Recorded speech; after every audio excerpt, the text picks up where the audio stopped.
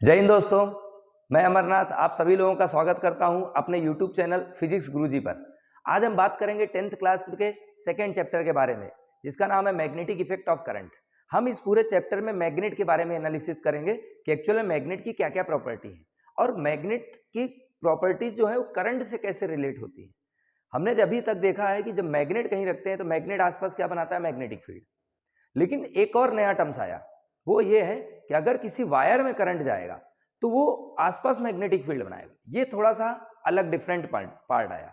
इसके बारे में सबसे पहले बताया ऑर्स्टेड ने, साइंटिस्ट थे। उन्होंने बताया अगर किसी सर्किट से करंट पास करता है, जैसे यहाँ एक सर्किट बना हुआ है, मैं इसको एक बार क्लियर बना देता हूं। यहाँ पर मैंने क्या किया, एक सेल ले लिया, दिस इज अ सेल।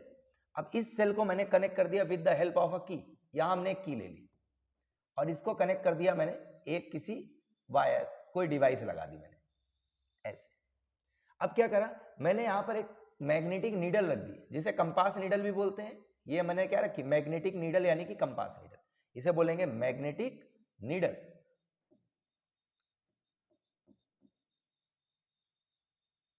अब क्या हुआ, जैसे ही हमने स्विच ऑन करा, जैसे ही स्विच ऑन करा क्या पास होगा, करंट।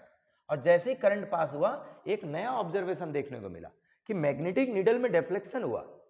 तो ये नया था कि मैग्नेटिक नीडल में डिफ्लेक्शन हुआ कैसे। हम दूसरा मैग्नेट तो पास में लाए नहीं भाई। मैग्नेट में डिफ्लेक्शन होना मतलब किसी दूसरे मैग्नेट की प्रेजेंस, बट यहां पर कोई भी मैग्नेट नहीं है, सिर्फ एक है।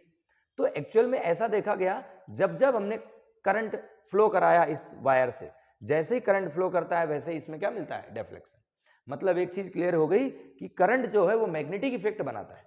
और इसी को ध्यान में रखते हुए बहुत सारी डिवाइसेस बनी। हम लोग आज जितने भी इलेक्ट्रोमैग्नेट देखते हैं वो सारे इसी इफेक्ट पे काम करते हैं कि जिस भी सर्किट में करंट जाएगा वो क्या करेगा, मैग्नेटिक फील्ड बना देता है, जिससे हम लोग मैग्नेट बनाते हैं। आजकल लैब में जो मैग्नेट मिलते हैं वो ऐसे ही बनाए गए, वो आर्टिफिशियल मैग्नेट है, उनको बनाया गया। तो यहां पर देखा, when the current is passing in the circuit then there is a magnetic effect around the conductor. इसी को हम क्या बोलते हैं, मैग्नेटिक इफेक्ट ऑफ करंट। सबसे पहले किन्होंने ऑब्जर्व करा, सबसे पहले इन्होंने बताया ऑर्स्टेड ने। ये सभी साइंटिस्ट हैं, इनका नाम बहुत ही सम्मान के साथ लेना चाहिए, क्योंकि इन्होंने ही इस पूरी आधुनिक दुनिया में अपना बहुत ही अहम रोल दिया है। तो ऑर्स्टेड ने सबसे पहले क्या बताया, जब करंट पास करेगा किसी भी सर्किट से तो उसके आसपास क्या बनेगा, मैग्नेटिक फील्ड बनेगा। और उसी मैग्नेटिक फील्ड के कारण यहां पर क्या होगा, मैग्नेटिक नीडल में डिफ्लेक्शन होगा। देखते हैं आगे, हम मैग्नेट के बारे में बात करते हैं। तो मैग्नेट एक्चुअल में होता क्या है। तो मैग्नेट हमारे पास एक ऐसा सब्सटेंस है जो कि फेरोमैग्नेटिक सब्सटेंस पे फोर्स अप्लाई करता है। फेरोमैग्नेटिक मतलब आयरन हो गया, निकल हो गया, कोबाल्ट हो गया, इन पे क्या करता है, फोर्स अप्लाई करता है। ऐसा नहीं है कि मैग्नेट प्लास्टिक पे फोर्स अप्लाई करेगा या मैग्नेट रबर पे फोर्स अप्लाई करेगा, सब में फोर्स नहीं लगाता। तो मैग्नेट एक्चुअल में क्या है, एक ऐसा सब्सटेंस जो फोर्स लगाता है किस पे, फेरोमैग्नेटिक सब्सटेंस पे। फेरोमैग्नेटिक सब्सटेंस, फेरोमैग्नेटिक सब्सटेंस में क्या लगाएगा, फोर्स लगाएगा। कौन कौन से होते हैं फेरोमैग्नेटिक सब्सटेंस, जैसे सबसे पहले आयरन हो गया, हम लोग सिंबल लिख लेते हैं आयरन का, Fe।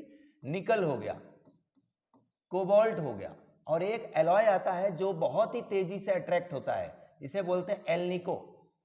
तो ये हमारे पास कुछ मटेरियल है जिनको मैग्नेट अपनी तरफ अट्रैक्ट करता है, मैग्नेट उसमें फोर्स लगाता है। टाइप्स की बात करें तो मैग्नेट्स के बहुत सारे टाइप्स मिलेंगे। जैसे एक बार मैग्नेट है, ये वहां पर मैग्नेट देख रहे हैं कैसा है, बार मैग्नेट है। बार मैग्नेट की क्वालिटी क्या है, जैसे ये बनाया मैंने बार मैग्नेट, हम इसके बारे में अभी पढ़ेंगे। अभी इंट्रोडक्शन का स्टार्टिंग का पार्ट है तो कुछ चीजें नहीं आएंगी। बार मैग्नेट की क्वालिटी है कि मैग्नेट के जितना पास जाओगे आप, मैग्नेटिक फील्ड उतना ज्यादा मिलेगा। अब मैग्नेट से जितना दूर जाओगे आप, मैग्नेटिक फील्ड उतना कम मिलेगा। मतलब मैग्नेटिक फील्ड यूनिफॉर्म नहीं है, एक जैसी नहीं है। मैग्नेटिक फील्ड क्या हो रही है, चेंज हो रही है। इसीलिए बार मैग्नेट हमेशा नॉन यूनिफॉर्म मैग्नेटिक फील्ड बनाएगा। कैसी मैग्नेटिक फील्ड बनाएगा, non uniform magnetic field. Non uniform magnetic field का मतलब हुआ कि अलग अलग मैग्नेटिक फील्ड अलग अलग पॉइंट, यहां ज्यादा मिलेगी, स्ट्रांग रहेगी, यहां और वीक हुई, यहां पर गए और वीक हुई। जितना आगे जाते जाओगे मैग्नेटिक फील्ड उतना वीक होती जाएगी। सेम इधर भी, यहाँ पे ज्यादा मिलेगी और आगे गए कम हो गई, डिक्रीज हो गई, डिक्रीज हो गई। मतलब वो क्या हुआ, नॉन यूनिफॉर्म। बात करते हैं हॉर्सशू मैग्नेट की, ये हॉर्सशू मैग्नेट है, यू शेप का रहता है, हॉर्स के शू जैसा दिखता है, इसलिए इसे हॉर्सशू मैग्नेट बोलते हैं। इस टाइप से क्या बोलते हैं इसे? Horseshoe magnet. इसमें एक पोल नॉर्थ यहां रहेगा, साउथ यहां रहेगा। अब ये जो मैग्नेटिक फील्ड बनाता है वो कैसी बनाता है? यूनिफॉर्म। सबसे अच्छी क्वालिटी है इसकी, क्या बनाता है? यूनिफॉर्म। इसीलिए हम जितने भी एक्सपेरिमेंट परफॉर्म करते हैं उसमें हम लोग कौन सा मैग्नेट यूज करते हैं? Horseshoe magnet. तो ये यूनिफॉर्म मैग्नेटिक फील्ड बनाएगा। Horseshoe magnet uniform magnetic field बनाता है। सारे एक्सपेरिमेंट में मोस्टली हम लोग हॉर्सशू मैग्नेट यूज करते हैं। जितने भी एक्सपेरिमेंट होते हैं वो यूनिफॉर्म मैग्नेटिक फील्ड में होते हैं। यूनिफॉर्म मैग्नेटिक फील्ड कौन प्रोवाइड करेगा? Horseshoe magnet. आते हैं नेक्स्ट पे, मैग्नेट की कुछ प्रॉपर्टीज देख लेते हैं। तो मैग्नेट की क्या क्या प्रॉपर्टीज हैं? देखो कुछ प्रॉपर्टी तो हमें पता है, मैग्नेट अट्रैक्ट करता है, बिल्कुल सही है। अगर मैग्नेट अट्रैक्ट करता है मतलब इसकी पहली प्रॉपर्टी क्या हो गई? अट्रैक्टिव इन नेचर या अट्रैक्टिव प्रॉपर्टी। क्या करता है? अट्रैक्ट। लेकिन सबको अट्रैक्ट नहीं करेगा। जब भी प्रॉपर्टी ऑफ मैग्नेट बताएंगे तो लिखेंगे magnet has attractive property which can attract only ferromagnetic substance. Magnet सिर्फ फेरोमैग्नेटिक सब्सटेंस को ही अट्रैक्ट करता है, ठीक है। सेकंड अगर देखें तो एक बहुत ही इंपॉर्टेंट प्रॉपर्टी जिसे बोलते हैं directive property, most important one, directive. Directive property से ही हमें पता चलता है कि कोई ऑब्जेक्ट मैग्नेट है या नहीं। मान लो मेरे पास ऐसे दो ऑब्जेक्ट थे, एक आयरन का बना हुआ था सेम, और एक बना था मैग्नेट। एक मैग्नेट है और एक आयरन है, सेम है, एक जैसे दिख रहे हैं। और आपसे पूछा कि आपको बताना है कि इनमें से कौन सा मैग्नेट है। अब हमें इसको अगर मैग्नेट के पास ले जाओगे तो आयरन और मैग्नेट तो अट्रैक्ट होगा, हमें ऐसा नहीं पता चलेगा कि कौन सा मैग्नेट है। तो इसके लिए सबसे सिंपल है, इसको एक धागे से बांधो और इसको लटका दो, एक दोनों को, एक आयरन वाले को भी मैग्नेट वाले को भी, हमें नहीं पता कौन से हैं, दोनों को लटका दिया धागे से, दोनों में फोर्स लगा दो, दोनों क्या होंगे? घूमेंगे। दोनों क्या होंगे? घूमेंगे। अब होगा क्या? कुछ समय के बाद दोनों रुक जाएंगे। जब रुकेंगे तो मैग्नेट जो है वो हमेशा नॉर्थ और साउथ डायरेक्शन में रुकता है। क्यों? अर्थ एक मैग्नेट जैसा बिहेव करता है। अर्थ कैसा बिहेव करता है? मैग्नेट जैसा। अर्थ में अगर हम कोई भी ऑब्जेक्ट जमीन के अंदर रख दें और कुछ समय बाद देखेंगे तो वो मैग्नेट की तरफ अट्रैक्ट होगा। अगर हम मैग्नेट ले लें और जमीन पे कुछ दूर तक मैग्नेट को लेके जाएं रगड़ते हुए या उसको खींचते हुए, तो हमें देखेंगे वहां डस्ट पार्टिकल भी क्या हो जाते हैं? अट्रैक्ट। तो ऐसा किसके साथ होता है? मैग्नेट के साथ अगर कोई ऑब्जेक्ट रखोगे तभी मैग्नेटाइज होगा। मतलब अर्थ हमारी मैग्नेट है, तो मैग्नेट क्या होता है? जैसे ही रस्सी से लटकाया, मैग्नेट हमेशा नॉर्थ और साउथ डायरेक्शन में रुकेगा। तो जो भी ऑब्जेक्ट नॉर्थ साउथ में रुके मतलब वो क्या है? मैग्नेट। ये एक्सपेरिमेंट 2 या 3 बार करेंगे। कोई इंसिडेंस हो सकता है कभी आयरन का पीस भी नॉर्थ और साउथ में रुक जाए, तो अब इसीलिए हम 2 या 3 बार इसे रिपीट करेंगे। जो बार बार नॉर्थ और साउथ में रुके, बार बार डायरेक्शन दे, उसे बोलते हैं मैग्नेट। तो ये सबसे इंपॉर्टेंट प्रॉपर्टी है डायरेक्टिव प्रॉपर्टी, जो डायरेक्शन देता है। डायरेक्टिव प्रॉपर्टी क्या देता है? Gives the direction of magnetic field, ये डायरेक्शन देता है। तीसरे पे आते हैं, तो मैग्नेट में 2 पोल होते हैं। कितने पोल होते हैं? 2। हमने देखा था अभी मैग्नेट में कितने पोल थे? 2। एक था नॉर्थ, एक था साउथ। ये नॉर्थ और ये साउथ, ऐसे नॉर्थ और साउथ। लेकिन हम अगर चाहें कि मैग्नेट के पोल अलग अलग कर दें तो ये इम्पॉसिबल है। मतलब monopole does not exist, does not exist. Monopole नहीं होता है, सिंगल पोल नहीं होगा। जैसे ये मैग्नेट है मेरे पास, मैंने यहां नॉर्थ लिया, यहां साउथ लिया, अब इसको बीच में से कट कर दिया। जैसे बीच में से कट करोगे, एक नॉर्थ अपने आप, एक साउथ अपने आप बन जाएगा। यहाँ पे अपने आप साउथ हो जाएगा और यहाँ पे अपने आप नॉर्थ हो जाएगा। इसके अकॉर्डिंग ये अलग हो गया मैग्नेट, ये अलग हो गया मैग्नेट। तो अपने आप वहां पे क्या हो जाता है? 2 अपने आप पोल डेवलप हो जाते हैं। मतलब एक सिंगल पोल को आप अलग नहीं कर सकते। अब क्वेश्चन आता है कि ऐसा क्यों? क्योंकि मैग्नेट आता है because of the revolution of electron around the atom. Electron क्या होता है? आसपास घूमता है। किसके? न्यूक्लियस के आसपास। जब इलेक्ट्रॉन घूमेगा तो करंट फ्लो करेगा।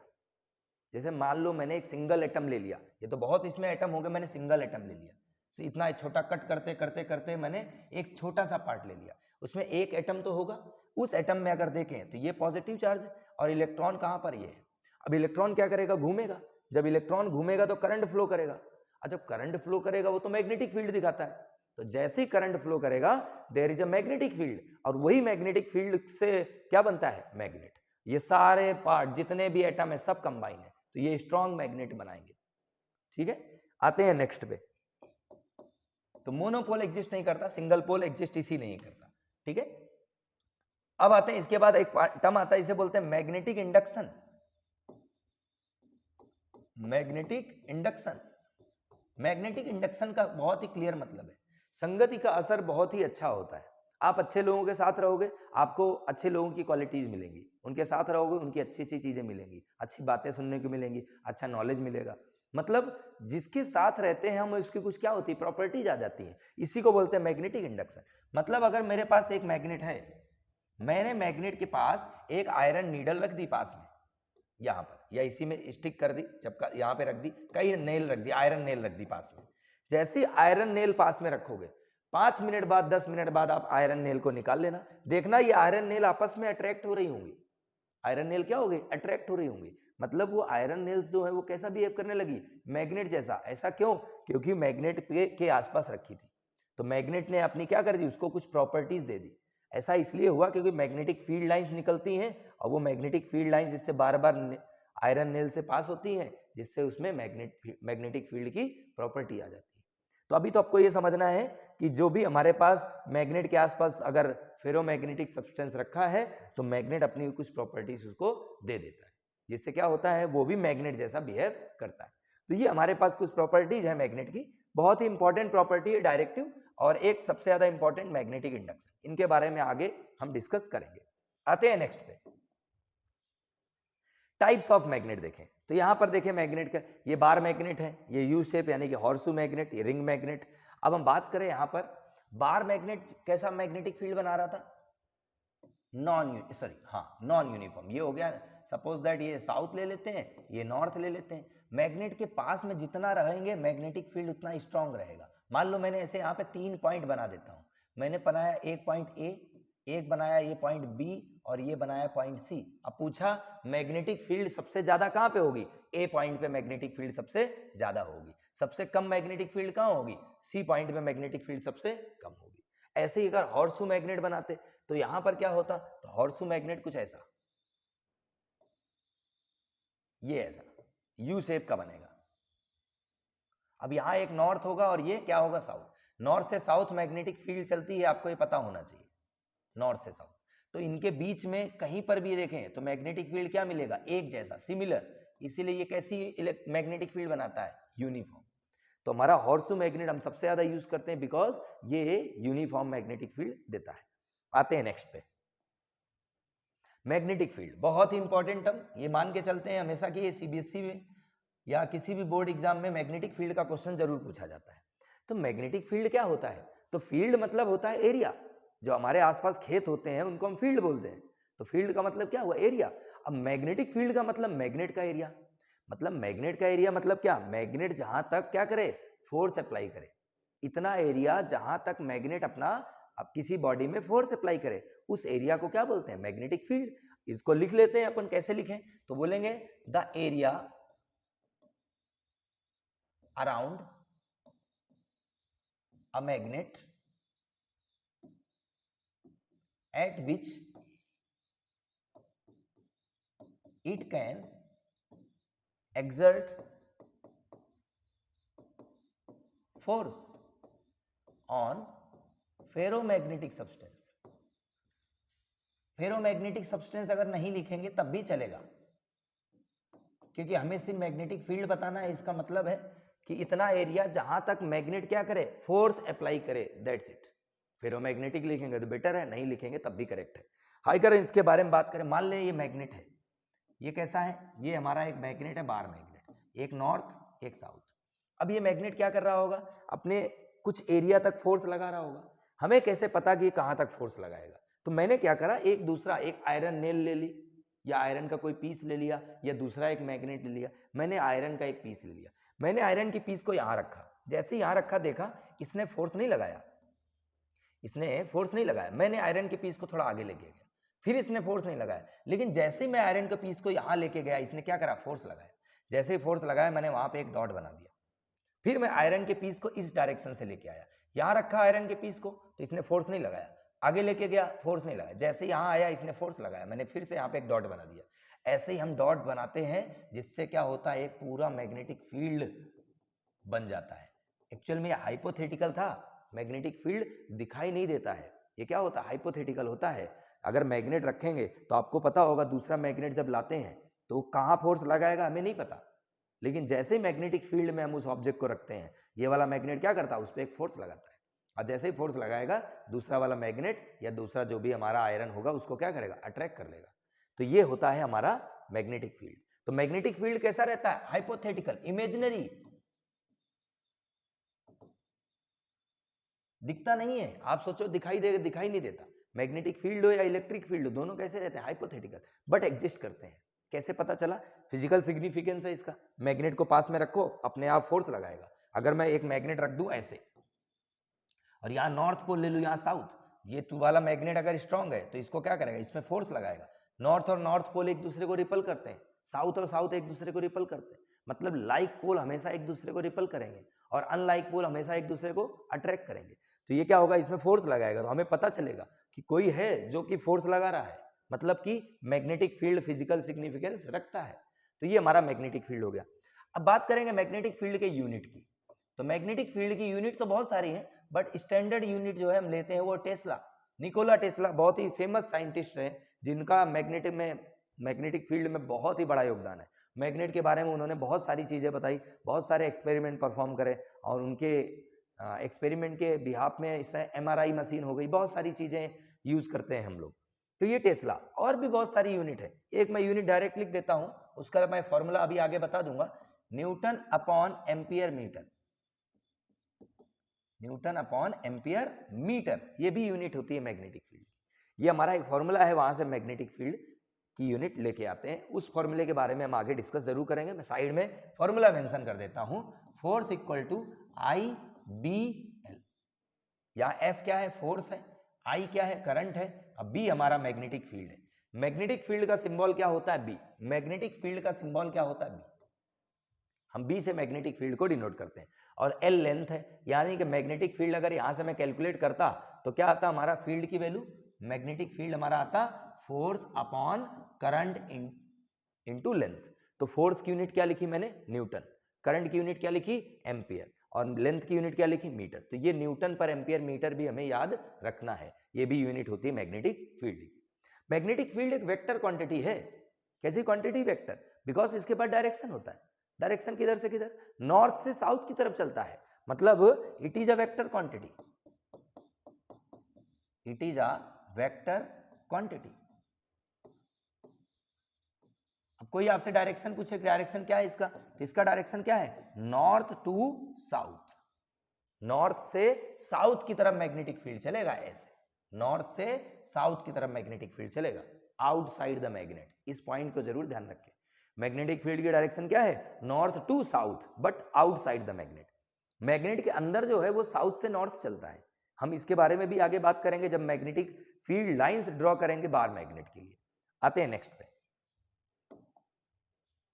Magnetic field lines. Magnetic field lines क्या है, तो एक्चुअल में जो मैग्नेटिक फील्ड बन रहा था वो किसकी वजह से बन रहा था, इनकी वजह से, मतलब मैग्नेटिक फील्ड लाइंस की वजह से तो मैग्नेटिक फील्ड बन रहा। मैंने क्या करा, यहां मैग्नेट रख दिया, क्या करा, यहां मैग्नेट रख दिया, ये नॉर्थ पोल, ये साउथ पोल, मैंने यहां पे एक छोटा सा आयरन का पीस रख दिया। अब ये मैग्नेट क्या करेगा, इसको अट्रैक्ट करेगा। तो पॉइंट ये है कि इसको अट्रैक्ट कौन कर रहा है, तो इसको जो अट्रैक्ट करने वाला है उसे बोलते हैं मैग्नेटिक फील्ड लाइंस।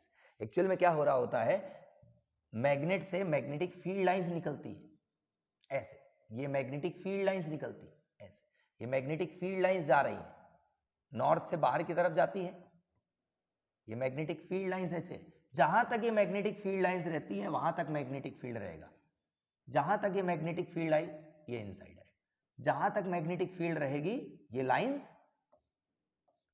ऐसे, यहां से नॉर्थ से बाहर की तरफ, साउथ में अंदर की तरफ, जहां तक ये मैग्नेटिक फील्ड लाइंस जाती हैं वहां तक मैग्नेटिक फील्ड हमारा एग्जिस्ट करता है, कुछ ऐसा। तो ये मैग्नेटिक फील्ड की बात करें तो ये जो हमारा एरिया है that is the magnetic field, ये इनफाइनाइट तक जा रही है, बट ये जो एरिया है ये मैग्नेटिक फील्ड का एरिया है। तो मैग्नेटिक फील्ड का एरिया किसकी वजह से आया, मैग्नेटिक फील्ड लाइंस की वजह से। मैग्नेटिक फील्ड लाइंस इमेजिनरी है, दिखती नहीं है, बट वो होती है, एग्जिस्ट करती हैं, जिसकी वजह से हम दूसरे मैग्नेट में फोर्स लगाते हैं। तो अब इसका स्टेटमेंट पूछेंगे मैग्नेटिक फील्ड लाइंस क्या है, तो क्या लिखेंगे, it is a imaginary curve, it is a imaginary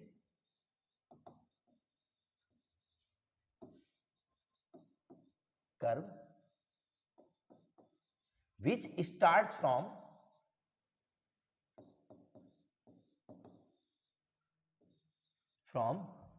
north pole and end at south पोल।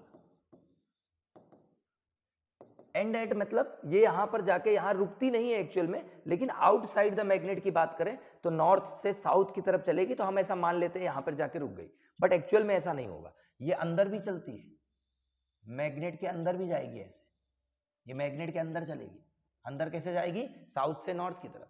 तो हम इसको कैसे लिख सकते, it is a imaginary curve which start कहां से हुई, नॉर्थ से, और जाके कहां पे गई, नॉर्थ से कहां गई, साउथ की तरफ, तो एंड कहां पे हुई, साउथ पे। या तो इससे एक और डेफिनेशन लिख सकते हैं इस टाइप से, it is a imaginary curve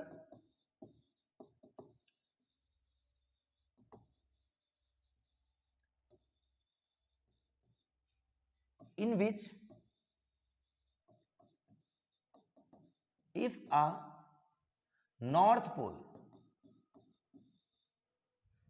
is placed, then it moves along the direction of magnetic field, along the direction of magnetic field। इसको समझते हैं कि ये क्या है। मैंने ऐसे कंसीडर कर लिया कि यहां पर मैग्नेटिक फील्ड है, कहां पर है, मैं इसको थोड़ा सा ये इरेज कर देता हूं, ये वाला पार्ट मैग्नेट का, यहां बताते हैं। मैं यहां पर कंसीडर करता हूं यहां पर मैग्नेटिक फील्ड है इस जगह, यहां पे क्या करता हूं, मान लेता हूं मैग्नेटिक फील्ड है, वो ऐसे जा रहा था, ऐसे मैग्नेटिक फील्ड जा रही थी, मैग्नेटिक फील्ड है, लाइंस है, तो एक लाइन ऐसे जा रही। अब मैंने क्या करा, नॉर्थ पोल सिंगल तो मिलेगा नहीं, सिंगल पोल नहीं मिलेगा, बट मैंने मैग्नेट का ये नॉर्थ माना, ये साउथ माना, मैंने इसको ऐसे रख दिया मैग्नेटिक नीडल यहां पर। मैंने क्या करा, यहां मैग्नेटिक फील्ड है कि नहीं मुझे नहीं पता, मैंने मैग्नेट लिया, नॉर्थ पोल ऐसे मैग्नेट को ऐसे लटका दिया, जैसे लटकाएंगे तो क्या होगा, नॉर्थ पोल जिस डायरेक्शन में घूम जाए, मान लो इधर चला गया, मतलब मैग्नेटिक फील्ड ऐसे जा रहा इस एरिया पे, यहाँ पे मैग्नेटिक फील्ड की डायरेक्शन क्या है, मतलब मैग्नेटिक फील्ड लाइंस कैसे जा रही है ऐसे। मैंने अगर इसको ऐसे लटका दिया, मैग्नेटिक फील्ड नॉर्थ पोल हमारा बार मैग्नेट का या छोटा सा कंपास नीडल का नॉर्थ पोल इधर चला गया, मतलब मैग्नेटिक फील्ड लाइंस ऐसे जा रही है, किधर जा रही, इधर, तो ये हमारा ऐसे, जैसे इसको रखा, मान लेते हैं नॉर्थ पोल इधर है, साउथ इधर है, मतलब मैग्नेटिक फील्ड की डायरेक्शन क्या है, दिस जी। फिर मैंने यहां रखा तो देखा नॉर्थ पोल इधर है, साउथ इधर है, तो ये नॉर्थ ये साउथ रहेगा, साउथ भी, लेकिन नॉर्थ पोल क्या है, मैग्नेटिक फील्ड की डायरेक्शन में चलता है, नॉर्थ पोल किधर चलेगा, मैग्नेटिक फील्ड की डायरेक्शन में, इसीलिए हम इसको बोलते हैं uh north pole is placed then it moves along the direction of magnetic field, magnetic field की डायरेक्शन में क्या चलेगा, नॉर्थ पोल। तो ये हमारा हो गया स्टेटमेंट। ज्यादा बेटर डेफिनेशन की अगर बात करें तो देखो डेफिनेशन दोनों करेक्ट है, 10th स्टैंडर्ड में नॉर्मली हम यूज करते हैं, बाकी 12th स्टैंडर्ड में नॉर्मली हम ये यूज करते हैं, दोनों का मतलब वही है, दोनों का मतलब क्या है, सेम। तो आप ये डायग्राम, ये जब डेफिनेशन लिखो तो डायग्राम भी बना देंगे। ये हो गया हमारा मैग्नेटिक फील्ड लाइंस। आते हैं नेक्स्ट पे, कुछ प्रॉपर्टीज देखते हैं मैग्नेटिक फील्ड लाइंस की।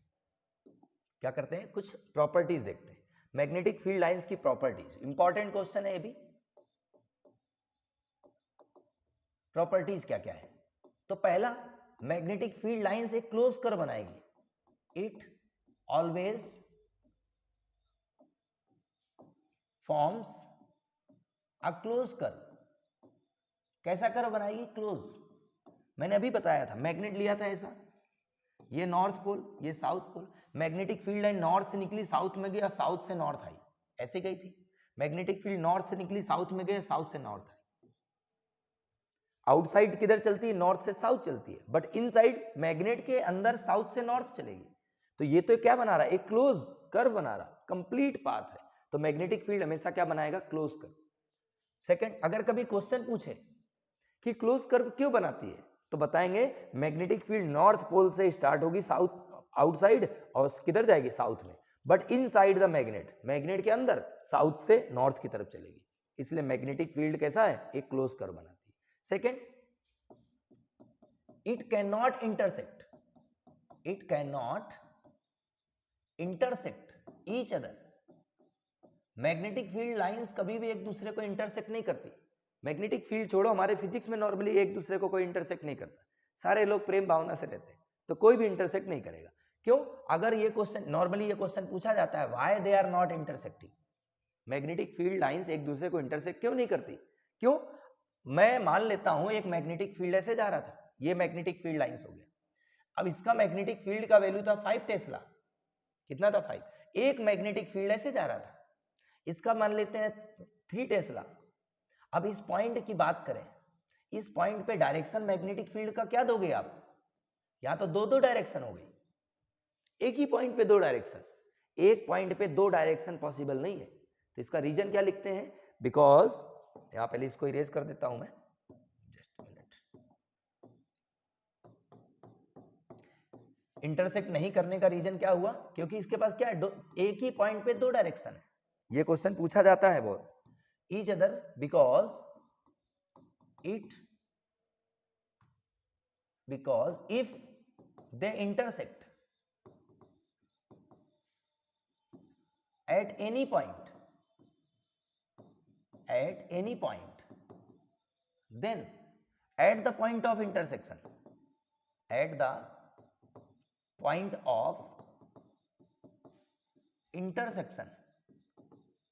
there are two magnetic field,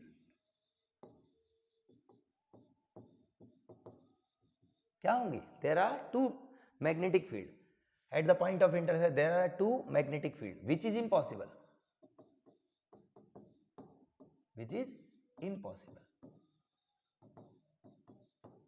क्या होगा, हमें दो मैग्नेटिक फील्ड की डायरेक्शन मिलेंगी, इसको डायरेक्शन ही मेंशन कर लेंगे, if they are not intersect, if they intersect at any point, then at the point of intersection there are two direction of magnetic field लिखेंगे, क्योंकि डायरेक्शन की बात हो रही, डायरेक्शन ऑफ मैग्नेट, और एक पॉइंट पे दो डायरेक्शन मैग्नेटिक फील्ड की पॉसिबल नहीं है, और नहीं पॉसिबल है मतलब वो एक दूसरे को इंटरसेक्ट करेगी नहीं कभी, तो मैग्नेटिक फील्ड कभी भी एक दूसरे को इंटरसेक्ट नहीं करती।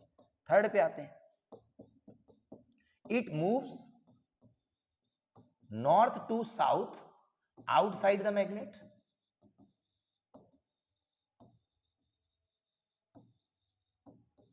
and south to north inside the magnet,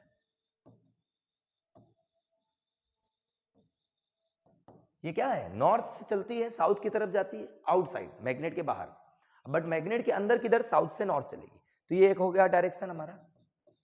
magnetic field basically एक स्मूथ कर्व है, तो इसे लिखेंगे it is a continuous smooth curve,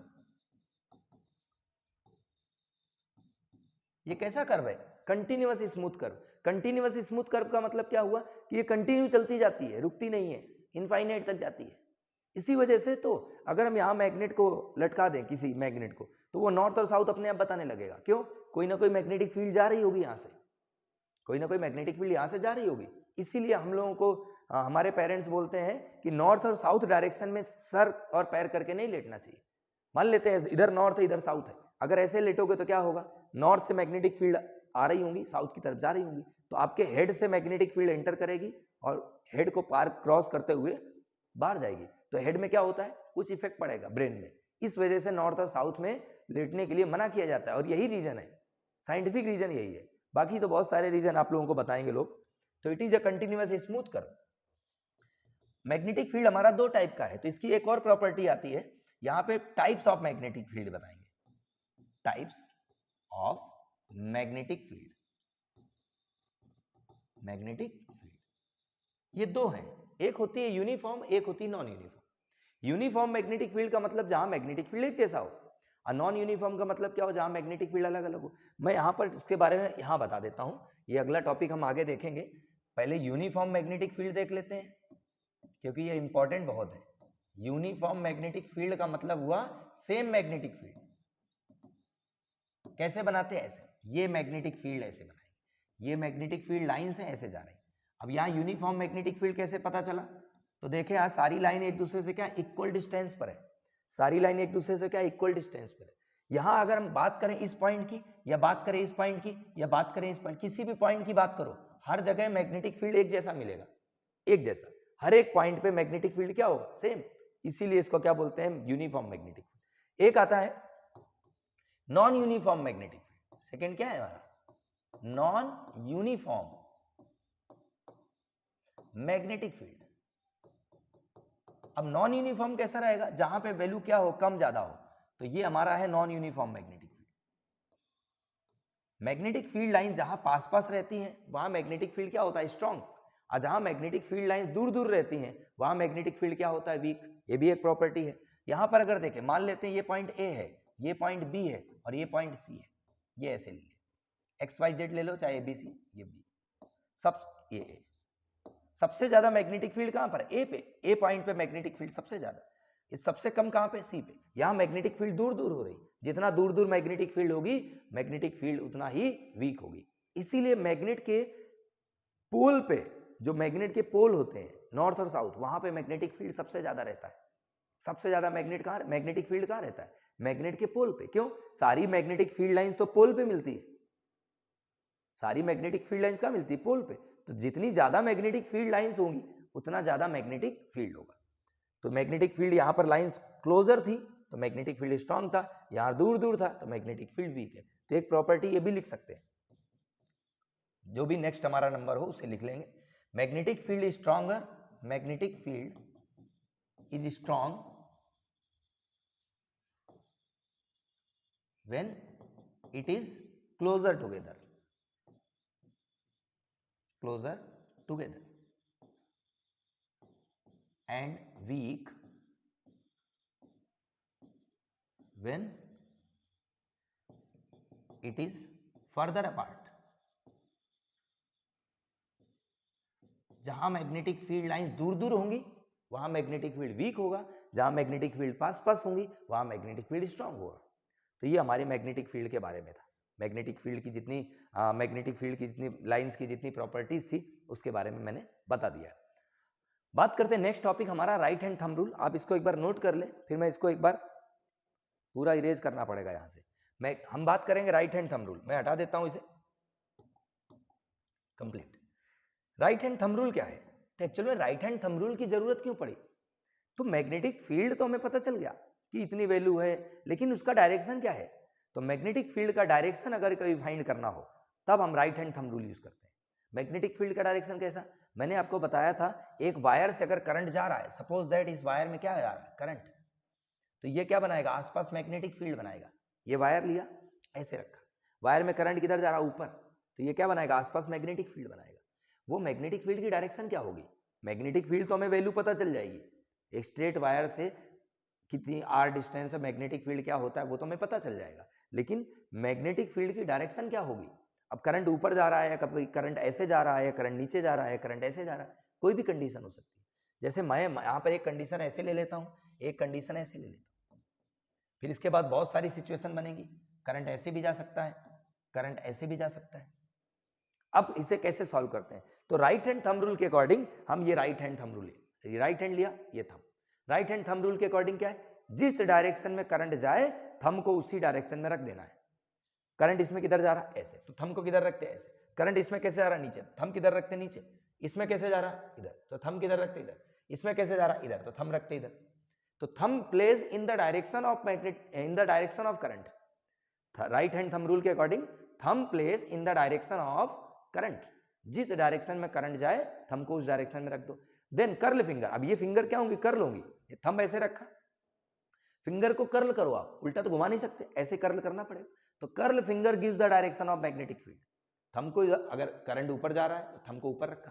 curl finger की बात करें, मैं यहां पर स्ट्रेट वायर इसकी बात कर रहा हूं, ऐसे करंट किधर जा रहा है? ऊपर। मैंने थंब को किधर रखा? अपवर्ड डायरेक्शन में। कर्ल कर दो फिंगर, जैसे ही कर्ल करेंगे यही मैग्नेटिक फील्ड की डायरेक्शन है। अगर वायर में करंट ऊपर जाता तो मैग्नेटिक फील्ड कैसे बनता है? ऐसे, ये ऐसे। अगर देखें हम तो ये मैग्नेटिक फील्ड इस टाइप से बन रहा है, इस टाइप से। तो यहां पे मैग्नेटिक फील्ड हम बना सकते हैं। इसमें करंट किधर गया? ऊपर की तरफ। तो मैग्नेटिक फील्ड कैसा? अब देखेंगे ध्यान से, ऊपर जा रहा, मैग्नेटिक फील्ड कैसा, ऐसा ऐसा। पहले ऐसे देखो, ऐसे रखेंगे, थंब ऐसे रखा, मैग्नेटिक फील्ड ऐसे बना। अब इसको धीरे धीरे थोड़ा बेंड करते जाओ, थोड़ा बेंड करते जाओ, तो कैसा बन गया, दिस एंटी क्लॉकवाइज। ये मैग्नेटिक फील्ड बना, कैसा, एंटी क्लॉकवाइज। और भी मैग्नेटिक फील्ड बनेगा आसपास, किधर, एंटी क्लॉकवाइज। और आगे देखेंगे तो मैग्नेटिक फील्ड, ये मैग्नेटिक फील्ड लाइन, ये लूप है, ये मैग्नेटिक फील्ड है, ये स्ट्रेट वायर हमारा था जिसमें करंट जा रहा था, ये मैग्नेटिक फील्ड का कर्व है, ये और आगे गए तो और कर्व बना, और आगे गए। भाई मैग्नेटिक फील्ड पास में रहेगा, एक कर्व बना, दूर गए एक और कर्व बना, और दूर गए और कर्व बना। ऐसे मैग्नेटिक फील्ड पूरे लूप्स में बनते रहते हैं। जैसे पानी में पत्थर फेंकते हैं ना तो सर्कुलर लूप्स बनते हैं, वैसे ही स्ट्रेट वायर के आसपास सर्कुलर लूप बन रहे होते हैं मैग्नेटिक फील्ड के, वो लूप है। जितना पास रहेंगे मैग्नेटिक फील्ड उतना क्लोजर रहेगा, जितना दूर जाते जाएंगे फील्ड उतना दूर होता जाएगा। एक जैसे इनके बीच में 2 सेंटीमीटर का गैप है तो इसके बीच में 2 से ज्यादा ही होगा कंफर्म, क्योंकि हम दूर चले गए। और जितना दूर जाएंगे मैग्नेटिक फील्ड उतना क्या होगा, कम। जितना वायर के करंट के पास में रहेंगे उतना मैग्नेटिक फील्ड ज्यादा। भाई इस मैग्नेटिक फील्ड किसने बनाया, करंट ने, तो जितना वायर के पास में रहेंगे मैग्नेटिक फील्ड उतना ज्यादा रहेगा, और जितना दूर जाएंगे मैग्नेटिक फील्ड उतना कम। तो फिलहाल तो हमें डायरेक्शन बतानी थी, डायरेक्शन क्लियर हो गई। अब इसमें देखें करंट किधर जा रहा, नीचे, ये लिया करंट को नीचे ऐसे रखा। राइट हैंड की बात कर रहे हैं, राइट हैंड लगाना है, लेफ्ट नहीं लगाना। थंब को किधर रखा, नीचे, कर्ल कर दो फिंगर, कर्ल करा, ये दिख गया, कैसा हुआ, क्लॉकवाइज। तो यहां पर देखें तो इसको मैंने ये लूप बना दिया, ये लूप बना दिया, ये लूप बना दिया, और ये क्या हुआ, कर्ल कर दिया फिंगर, तो कैसा बना, फिर से देखें तो क्लॉकवाइज। क्लॉकवाइज मतलब ऐसे, ये हुआ हमारा कर्ल करने पर मैग्नेटिक फील्ड की डायरेक्शन। मैग्नेटिक फील्ड की डायरेक्शन कैसी है, ये आई क्लॉकवाइज, यहां आई एंटी क्लॉकवाइज। अब किसी भी वायर में कैसे भी करंट जाए, आप right hand thumb rule easily लगा सकते हो। वायर में करंट ऐसे जा रहा, थंब को रखा करंट की डायरेक्शन में, कर्ल कर दिया फिंगर, जैसे कर्ल करोगे मैग्नेटिक फील्ड की डायरेक्शन आ जाएगी, जैसे भी कर्ल करोगे मैग्नेटिक फील्ड की डायरेक्शन आ जाएगी। लिख लेते हैं इसे कि magnet right hand thumb rule है क्या, तो इसका स्टेटमेंट लिखें, इसका स्टेटमेंट लिखें यहां पर राइट हैंड थंब रूल के बारे में। तो ये हुआ, if we place the thumb of our right hand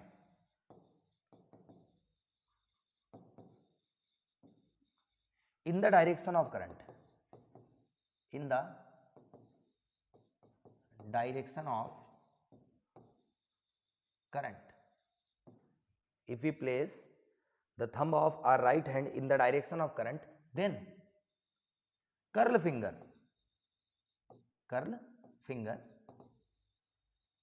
gives the direction of magnetic field. किसकी मैग्नेटिक फील्ड, डायरेक्शन किसकी देंगे, डायरेक्शन ऑफ मैग्नेटिक फील्ड। ये हो गया हमारा राइट हैंड थंब रूल। क्या बताया, अगर हम राइट हैंड थंब को करंट की डायरेक्शन में रखेंगे तो कर्ल फिंगर क्या देगी, direction of magnetic field. 2 minute का मैं ब्रेक ले लेता हूं, इसके आगे बात करते हैं।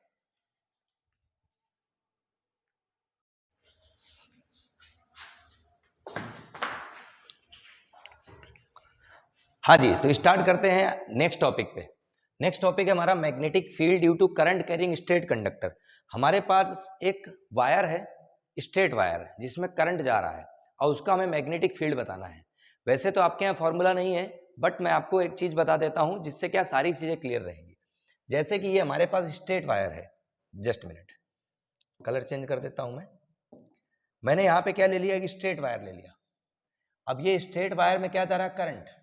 अब ये स्ट्रेट वायर का में करंट अगर जा रहा है तो मैग्नेटिक फील्ड कितना बनेगा, क्या लिखा है, magnetic field due to current carrying straight wire. Straight wire के थ्रू मैग्नेटिक फील्ड कितना बनेगा, तो उसके बारे में अगर बात करें तो हमारा जो मैग्नेटिक फील्ड रहेगा वो किन पे डिपेंड करता है, ये ध्यान रखना है। Magnetic field due to current carrying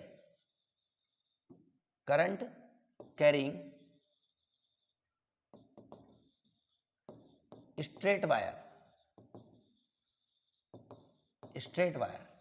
depends on पहला जो फैक्टर है वो मैग्नेटिक फील्ड डिपेंड करता है करंट पे।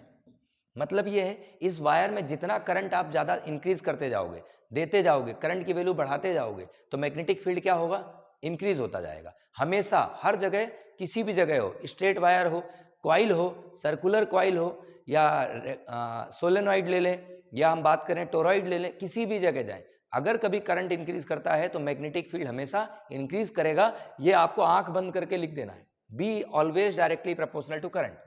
सेकेंड पे आते हैं, तो यहां में मैग्नेटिक फील्ड इनवर्सली प्रोपोर्शनल रहता है डिस्टेंस से। डिस्टेंस जितना ज्यादा मैग्नेटिक फील्ड उतना कम। डिस्टेंस कहां से, वायर से। मान लो मैं वायर से मैं यहां की बात करता तो मैग्नेटिक फील्ड कुछ आ रहा होता। अब अगर मैं यहीं पर मैं डिस्टेंस यहां पर चला जाता तो मैग्नेटिक फील्ड क्या होता, डिक्रीज हो जाता। ए पॉइंट पे वायर के पास में पॉइंट है तो मैग्नेटिक फील्ड ज्यादा, जैसे ही आगे गए मैग्नेटिक फील्ड कम।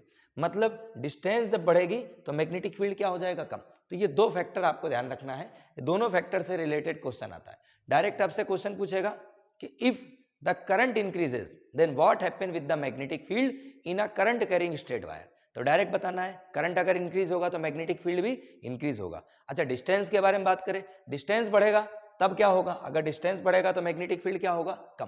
तो ये दो फैक्टर हैं, दोनों फैक्टर हमें ध्यान रखना। अच्छा, स्ट्रेट वायर का डायरेक्शन अभी हमने सॉल्व करा था राइट हैंड थंब रूल से। देखते हैं इसका, मैग्नेटिक फील्ड लाइंस ये लिखा है, magnetic field lines due to current carrying straight conductor. हमने यहाँ पे क्या लिया, स्ट्रेट कंडक्टर लिया है, बैटरी से कनेक्ट कर दिया। जब करंट जाएगा, किधर जा रहा, करंट नीचे की तरफ, ऐसा। जब करंट जाएगा तो मैग्नेटिक फील्ड बनेगा। कैसे बनेगा, तो राइट हैंड थंब रूल लगाएं, करंट किधर जा रहा, नीचे, तो जिस डायरेक्शन में करंट है उस डायरेक्शन में हमने थंब रख दिया। फिंगर को कर्ल करेंगे तो क्या बनेगा, मैग्नेटिक फील्ड। तो यहां पर देखें तो मैग्नेटिक फील्ड कैसा बनेगा, पहले ऐसे बना लेते हैं लूप, हाइपोथेटिकल, डायरेक्शन फिर देखेंगे। तो ये हो गए पहले लूप, वायर के में करंट किधर जा रहा था, नीचे की तरफ। अब नीचे की तरफ करंट जा रहा, हमने ऐसे ही रखा नीचे की तरफ, और इसको कर्ल करें, थंब क्या है, नीचे की तरफ, कर्ल करें तो कैसा बनेगा, यहां पर क्लॉकवाइज। कैसा बनेगा, क्लॉकवाइज। तो ये मैग्नेटिक फील्ड यहां पर एक कार्डबोर्ड शीट में दिखा दिया है, ऐसा आपको लग रहा होगा। यहां पर क्या वायर गया हुआ है, और वायर पे मैग्नेटिक फील्ड की डायरेक्शन दिखाई है। मैं यहां पर इसको डार्क करके दिखाता हूं। ये कैसे जा रहे हैं लूप, दिस वन, ऐसे। तो ये मैग्नेटिक फील्ड लाइंस है स्ट्रेट करंट कैरिंग वायर के आसपास। इसको राइट हैंड थंब रूल से स्ट्रेट वायर के थ्रू मैंने अभी कुछ समय पहले ही बताया था। इसके बाद आते हैं नेक्स्ट पे। नेक्स्ट हमारा magnetic field due to current carrying circular coil. अब मैंने स्ट्रेट वायर को ही क्या कर दिया, सर्कल के फॉर्म में कन्वर्ट कर दिया। स्ट्रेट वायर था भी, उस स्ट्रेट वायर को सर्कल के फॉर्म में कन्वर्ट कर दिया, तो मैग्नेटिक फील्ड चेंज हो गया। देखते हैं क्या क्या चेंज होगा। तो पहला, मैग्नेटिक फील्ड, मैग्नेटिक फील्ड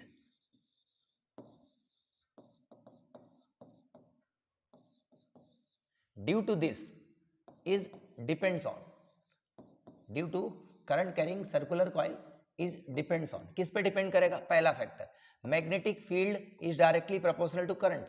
मतलब अगर कॉइल में करंट जितना ज्यादा जाएगा मैग्नेटिक फील्ड उतना ज्यादा हो जाएगा। यहां पे हम सर्कुलर कॉइल कुछ ऐसे ले लेते हैं, ये सर्कुलर कॉइल है, मैंने यहाँ पे क्या करा, करंट फ्लो कर रहा, सपोज दैट कितना करंट जा रहा, आई करंट जा रहा। तो करंट की वैल्यू जितनी इंक्रीज करेगी मैग्नेटिक फील्ड ये उतना ज्यादा बनाएगा। ये तो हमेशा हर जगह वैलिड रहेगा। सेकंड आता है, magnetic field is inversely proportional to distance. यहां पर भी वही पॉइंट आया, जितना ज्यादा डिस्टेंस बढ़ेगा मैग्नेटिक फील्ड उतना कम होगा।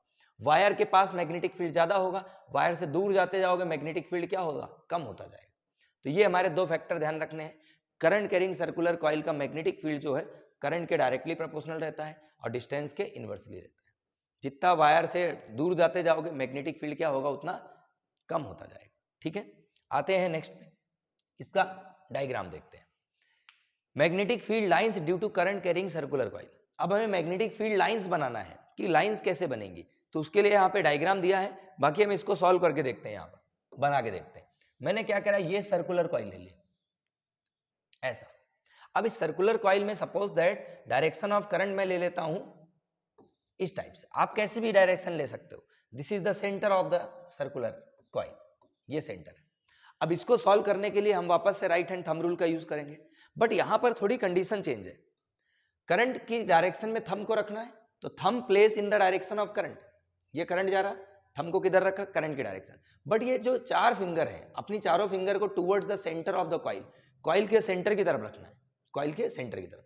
अब मैं इसको कर्ल करूंगा, जैसे कर्ल करूंगा मैग्नेटिक फील्ड किधर आ रहा होगा, बाहर की तरफ। किधर आ रहा, बाहर की तरफ। यहां पर देखते हैं, तो यहां पर क्या करना है, करंट किधर जा रहा, डाउनवर्ड। थंब को नीचे रखा, चारों फिंगर इधर रखा। अब मैं इसको कर्ल करूंगा तो किधर जाएगा, बाहर की तरफ। मतलब इस वाले केस की अगर बात करूं, इस केस की, थंब को किधर रखा, नीचे, करंट नीचे जा रहा, थंब नीचे। चारों फिंगर किधर रखना है, कॉइल के सेंटर की तरफ। अब इसको मैं कर्ल करूंगा तो फील्ड लाइन किधर जा रही, बाहर की तरफ। तो पहले इधर बना लेते हैं, इस केस में कैसे बनेगा, तो करंट ऊपर, फील्ड ऐसे, इसको बाहर की तरफ लाएं तो ये कैसे आएगा, बाहर की तरफ। हम इसको इमेजिन करेंगे, रिंग कैसे ले लेते हैं, ऐसे, ये हॉरिजॉन्टल रिंग है, करंट की डायरेक्शन ऐसे जा रही थी, करंट की डायरेक्शन क्या थी, दिस वन। ये प्लेन पे ले लेते, करंट ऐसे जा रहा, करंट इधर साइड जा रहा, ऐसे फिर ऐसे, तो करंट की डायरेक्शन दिस वन। तो थंब को किधर रखा, डायरेक्शन ऑफ करंट में।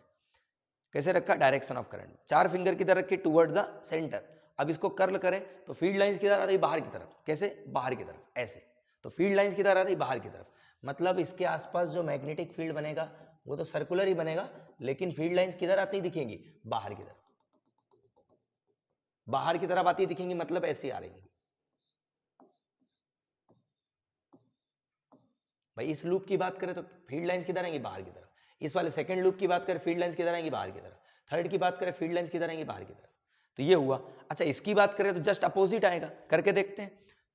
डायरेक्शन किधर है, नीचे। तो थंब को किधर रखना, नीचे। तो थंब को मैंने कैसे रखा, नीचे की तरफ। 4 फिंगर इधर, मैंने ऐसे लूप लिया था, और लूप में करंट हमने कैसे लिया था, ऐसे जा रहा था, यहां से ऐसे गया, यहां से बाहर आया।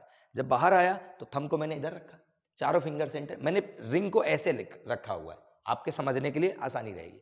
रिंग को हॉरिजॉन्टल रखा है, करंट ऐसे गया फिर ऐसे आया, तो बाहर की तरफ करंट आया। थंब को किधर रखा, बाहर की तरफ। चारों फिंगर किधर रखी, towards the centre of the coil, coil के सेंटर की तरफ। कर्ल करो फिंगर, जैसे कर्ल करेंगे मैग्नेटिक फील्ड लाइंस किधर है, बाहर की तरफ। तो इसमें भी मैग्नेटिक फील्ड लाइंस किधर आएंगी, आउटसाइड। ये पहला, ये दूसरा लूप। लूप हमेशा बनेंगे मैग्नेटिक फील्ड में, ध्यान रखेंगे। तो किधर आएगा, बाहर की तरफ। बाहर की तरफ मतलब ऐसे, बाहर की तरफ मतलब ऐसे, बाहर की तरफ मतलब ऐसे। तो अगर ये ऐसे जा रहा तो ऐसे घूम के ऐसे जा रहा होगा, ये ऐसे जा रहा तो घूम के ऐसे जा रहा होगा, ये ऐसे आ रहा तो ऐसे। तो ये हो गई मैग्नेटिक। कुछ लाइन ऐसी होंगी जो इनफाइनाइट जा रही होंगी, तो ये कुछ लाइन को मैं ऐसे इन्फिनिटी की तरफ दिखाता हूँ, बाहर की तरफ, बाहर की तरफ। भाई देखो बाहर की तरफ ही जा रहा है ना लूप, तो ये बाहर। ये एक न्यूट्रल पॉइंट होगा, जो सेंटर रहता है ना, ये न्यूट्रल पॉइंट रहता है ऐसे। मतलब इधर नॉर्थ पोल होगा, इधर साउथ पोल होगा। फील्ड लाइंस ऐसे चलती हैं नॉर्थ से साउथ की तरफ। तो ये हमारा हो गया मैग्नेटिक फील्ड लाइंस का, मैग्नेटिक फील्ड का डायग्राम। किसके लिए, करंट कैरिंग सर्कुलर कॉइल के लिए। सर्कुलर कॉइल आएगा तो एक चीज देखो, यहां पे लूप कैसे बन रहे हैं, क्लॉकवाइज। यहां पे लूप कैसे बन रहे हैं, एंटी क्लॉकवाइज। ध्यान ये रखना है, जब कभी भी हम सर्कुलर कॉइल लेंगे, अगर दो अपोजिट फेज की बात करेंगे तो एक तरफ क्लॉकवाइज लूप बनेंगे, एक तरफ एंटी क्लॉकवाइज रूल बनेंगे। ये देखिए यहां पर करंट ऊपर जा रहा था, कैसे बाहर की तरफ बनेगा। इसको आप लोग प्रैक्टिस जरूर कर लेना। किसी भी डायरेक्शन में आप सर्कल को रखो, आप ऐसे रखो या ऐसे रखो, ऐसे रखो, अपनी तरफ कैसे भी रखो, लेकिन रूल ये है कि थंब को रखना है करंट की डायरेक्शन में, चारों finger centre of the coil, coil के सेंटर की तरफ चारों फिंगर रखनी है, फिर कर्ल करना है। ठीक है, आते हैं नेक्स्ट टॉपिक में। नेक्स्ट हमारा क्लॉक रूल। क्लॉक रूल मतलब करंट की डायरेक्शन अगर किसी भी लूप में, ये मान लेते हैं एक लूप है, एक ये ले लिया और एक ये ले लिया। यहां पे करंट की डायरेक्शन क्या है, ये सेंटर हो गया लूप का, ये इधर सेंटर हो गया। अब इसमें सपोज दैट मैं ले लेता हूं करंट की डायरेक्शन है एंटी क्लॉकवाइज, और इसमें ले लेता हूं करंट की डायरेक्शन है क्लॉकवाइज। तो क्लॉक रूल से हम ये जानना चाह रहे हैं कि अगर किसी सर्कुलर कॉइल में क्लॉकवाइज करंट जाता है या सर्कुलर कॉइल में एंटी क्लॉकवाइज करंट जाता है, तो मैग्नेट का कौन सा पोल बनता है। तो अगर मैं बात करूं यहां पे कैसा जा रहा, एंटी क्लॉकवाइज। एंटी क्लॉकवाइज जाएगा तो ये कैसा पोल बनेगा मैग्नेट का, नॉर्थ पोल। एन बना ले, कैसा बना है, एन, नॉर्थ पोल। यहां पर बात करें करंट कैसे जा रहा है, क्लॉकवाइज, तो ये कैसा रहेगा, साउथ। कैसा रहेगा, साउथ पोल। इसको डायरेक्ट आप ध्यान रखें। मतलब अगर मैं पीछे वाले डायग्राम पे जाता, इसमें कैसा है, क्लॉकवाइज, मतलब यहां कैसा पोल बन रहा होगा, नॉर्थ।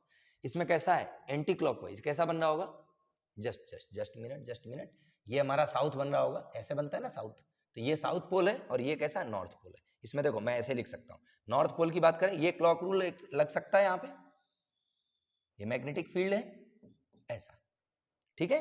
तो मतलब एक तरफ पोल दूसरा और एक तरफ पोल दूसरा। यहाँ पे कैसा साउथ पोल जैसा दिख रहा है क्लॉकवाइज, देखें आप, साउथ पोल है क्लॉकवाइज, नॉर्थ है एंटी क्लॉकवाइज। मतलब सर्कुलर कॉइल में अगर करंट का डायरेक्शन दिया है तो हम इसको इजीली बता सकते हैं कौन सा पोल बनेगा। क्लॉकवाइज करंट जाएगा तो साउथ पोल बनेगा, एंटी क्लॉकवाइज करंट जाएगा तो नॉर्थ पोल। यही हमारा क्लॉक रूल है। आते हैं नेक्स्ट पे। नेक्स्ट हमारा magnetic field lines due to bar magnet. हमारे बार मैग्नेट मैंने आपको बताया था, बार मैग्नेट जो रहता है उसमें जो मैग्नेटिक फील्ड बनती है वो कैसी बनती है, नॉन यूनिफॉर्म। हम यहां पर डायग्राम बनाएंगे किसका, फील्ड लाइंस का। तो मैंने वैसे तो पहले बताया हुआ था बट वापस बना लेते हैं। ये मैंने क्या लिया यहाँ पर, एक मैग्नेट, ये लिया नॉर्थ पोल मैग्नेट का, ये लिया साउथ। बार मैग्नेट लेना था, बार मैग्नेट लिया। मैग्नेटिक फील्ड नॉर्थ से स्टार्ट होती किधर जाती है, साउथ में एंटर करती है। नॉर्थ से स्टार्ट होकर किधर जाएंगे, साउथ में एंटर करेंगे। ये क्वेश्चन खूब पूछा गया है आपके यहाँ। ये नॉर्थ से स्टार्ट करे किधर जाएगी, साउथ। तो ये कुछ लाइन ऐसे जाएंगी, ये नॉर्थ से स्टार्ट हुई साउथ में, कुछ लाइन जो है वो इनफाइनाइट में चली जाती है। बनाते समय एक चीज का ध्यान रखें, मैग्नेटिक फील्ड लाइंस को इंटरसेक्ट नहीं कराना, कहीं पर भी ये इंटरसेक्ट नहीं होंगी। अब मैग्नेटिक फील्ड किधर से निकल रही, नॉर्थ से बाहर जाएगी, नॉर्थ पोल से बाहर की तरफ, नॉर्थ पोल से बाहर की तरफ, और साउथ पोल में अंदर की तरफ, साउथ पोल में इनसाइड। ये हो गया मैग्नेटिक फील्ड लाइंस। ध्यान से अगर देखें तो यहां पर पोल, ये क्या होता है पोल, तो पोल पे देखो सबसे ज्यादा मैग्नेटिक फील्ड लाइंस पोल पे है। भाई ये तीन तो इनफाइनाइट से आ रही, ये तीन इनफाइनाइट जा रही, लेकिन पोल पे अगर देखें 1 2 3 4 5 6 7 मैक्सिमम मैग्नेटिक फील्ड लाइंस कहां पर है, पोल पे। तो पोल पे मैग्नेटिक फील्ड लाइन सबसे ज्यादा है, इसलिए पोल पे मैग्नेट की सबसे ज्यादा स्ट्रेंथ होती है।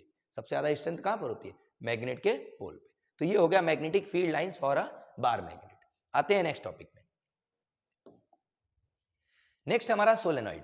सोलेनॉइड का मतलब कुछ भी नहीं, स्ट्रेट वायर था हमारे पास, उसी स्ट्रेट वायर को मैंने क्या किया, कॉइल के फॉर्म पे बना दिया। ये देखें स्प्रिंग जैसा बना दिया। कैसा बना दिया, स्प्रिंग जैसा। जैसे स्प्रिंग जैसा बनाएंगे उसे क्या बोलते हैं, सोलेनॉइड।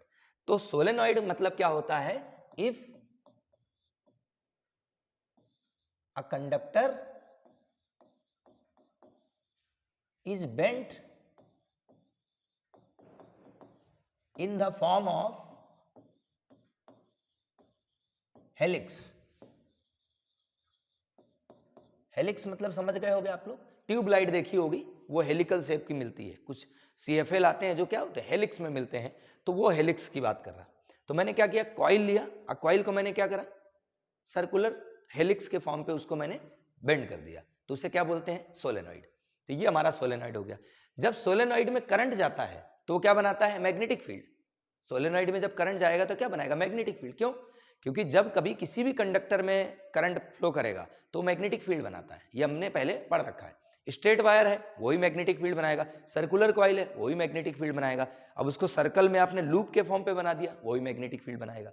तो ये क्या बनाता है, मैग्नेटिक फील्ड। इसका मैग्नेटिक फील्ड कई चीजों पे डिपेंड करेगा, जैसे कि magnetic field due to solenoid, due to current carrying solenoid लिखेंगे, current carrying solenoid depends on किस पे, इस पे डिपेंड करेगा। पहला, magnetic field directly proportional current के रहेगा, ये मैंने आपको पहले ही बताया है। मैग्नेटिक फील्ड हमेशा डायरेक्टली प्रोपोर्शनल करंट के रहता है, मतलब अगर इसमें मैं करंट ज्यादा दूंगा तो मैग्नेटिक फील्ड ज्यादा मिलेगा, करंट कम दूंगा मैग्नेटिक फील्ड कम मिलेगा। सेकंड आते हैं, magnetic field is directly proportional to number of turn per unit length. Small n को बोलते हैं नंबर ऑफ टर्न, आप चाहो तो इसे कैपिटल एन भी लिख सकते हो, एन इंटू एल होगा। हम स्मॉल एन जो है इसे बोलते हैं number of turn per unit length, unit length. Unit length में कितने नंबर ऑफ टर्न है। जैसे मान लो ये मेरे पास सोलेनॉइड, एक मैंने इंसुलेटर ले लिया, इंसुलेटर मतलब एक प्लास्टिक ले लेता हूँ हॉलो पाइप, और उसमें मैंने कॉपर का कॉइल कर दिया। क्या कर दिया, कॉपर का कॉइल कर दिया, ये क्या बन गया, सोलेनॉइड। अब मैं यहाँ पर इसमें ये है 1 मीटर की, सपोज दैट 1 मीटर, इसमें मैंने कितने टर्न करे, 1000। कितने, 1000। 1 मीटर में 100 सेंटीमीटर होते हैं, मतलब 100 सेंटीमीटर लेंथ थी, लेंथ कितनी थी 100 सेंटीमीटर। मैंने टोटल कितने नंबर ऑफ टर्न करे 1000। आपसे अचानक किसी ने मान लो पूछ लिया कि बताएं 5 सेंटीमीटर में कितने नंबर ऑफ टर्न है, तो कैसे कैलकुलेट करते हैं? तो एक काम करें, मैं टोटल नंबर ऑफ टर्न को लेंथ से डिवाइड कर देता हूं, इसे बोलते हैं number of turn per unit length. तो टोटल टर्न कितने 1000, लेंथ कितना 100, यानी कि 1 सेंटीमीटर में कितने हुए 10। 1 सेंटीमीटर में कितने 10 नंबर ऑफ टर्न हुए। अगर n निकालते यहां से कितना आता 1000 बाय 100, कितना आया 10, यानी कि 1 सेंटीमीटर में नंबर ऑफ टर्न कितने हुए 10 पर सेंटीमीटर बोलेंगे। 10 नंबर ऑफ टर्न हुए 1 सेंटीमीटर में। 5 सेंटीमीटर में कितने होंगे 50, 10 सेंटीमीटर में कितने 100, और 100 सेंटीमीटर में मल्टीप्लाई कर दो 0 का मतलब 10 का, कितना हो गया 1000। तो ये हुआ नंबर ऑफ टर्न। मतलब जितने ज्यादा नंबर ऑफ कॉइल रहेगा, जितना ज्यादा नंबर ऑफ टर्न रहेगा, उतना ज्यादा मैग्नेटिक फील्ड स्ट्रांग बनेगा सोलेनॉइड का। मतलब सोलेनॉइड अगर हमें बनाना है तो नंबर ऑफ टर्न क्या करना पड़ेगा, ज्यादा से ज्यादा रखना है यूनिट लेंथ में। यूनिट लेंथ में यानी कि नंबर ऑफ टर्न को पास पास रखें तो ज्यादा नंबर ऑफ टर्न होंगे, और जितना दूर रखेंगे नंबर ऑफ टर्न टोटल तो ज्यादा हो सकते हैं बट यूनिट लेंथ में कम हो जाएंगे। तो पर यूनिट लेंथ का मतलब क्लियर हुआ कि 1 सेंटीमीटर में 10 है, अगर 1 सेंटीमीटर में 20 होते तो मैग्नेटिक फील्ड उसका ज्यादा ही स्ट्रांग होता। 1 सेंटीमीटर में 50 होते मैग्नेटिक फील्ड उसका और ज्यादा स्ट्रांग होता। ठीक है, आते हैं थर्ड। थर्ड जो रहता है एक्चुअल में वो डिपेंड करता है मटेरियल पे। मटेरियल कौन सा, जो हम इस सोलेनॉइड के अंदर रखेंगे। मान लो इस सोलेनॉइड के अंदर मैंने क्या करा, एक आयरन का रॉड रख दिया ऐसा। किसका रखा, आयरन का। तो आयरन का रॉड जैसे इंसर्ट करेंगे मैग्नेटिक फील्ड 100 टाइम्स ज्यादा हो जाता है, 1000 टाइम्स भी ज्यादा हो जाता है। लगभग परमेबिलिटी बोलते हैं, वो आपके यहाँ है नहीं। परमेबिलिटी जो सॉफ्ट आयरन का होता है वो मैक्सिमम होता है, ऑर्डर ऑफ 1000, 700 से 800 900 ऐसा चलता है। तो आपको सिर्फ ये ध्यान रखना है, इसे बोलते हैं मैग्नेटिक फील्ड डिपेंड्स ऑन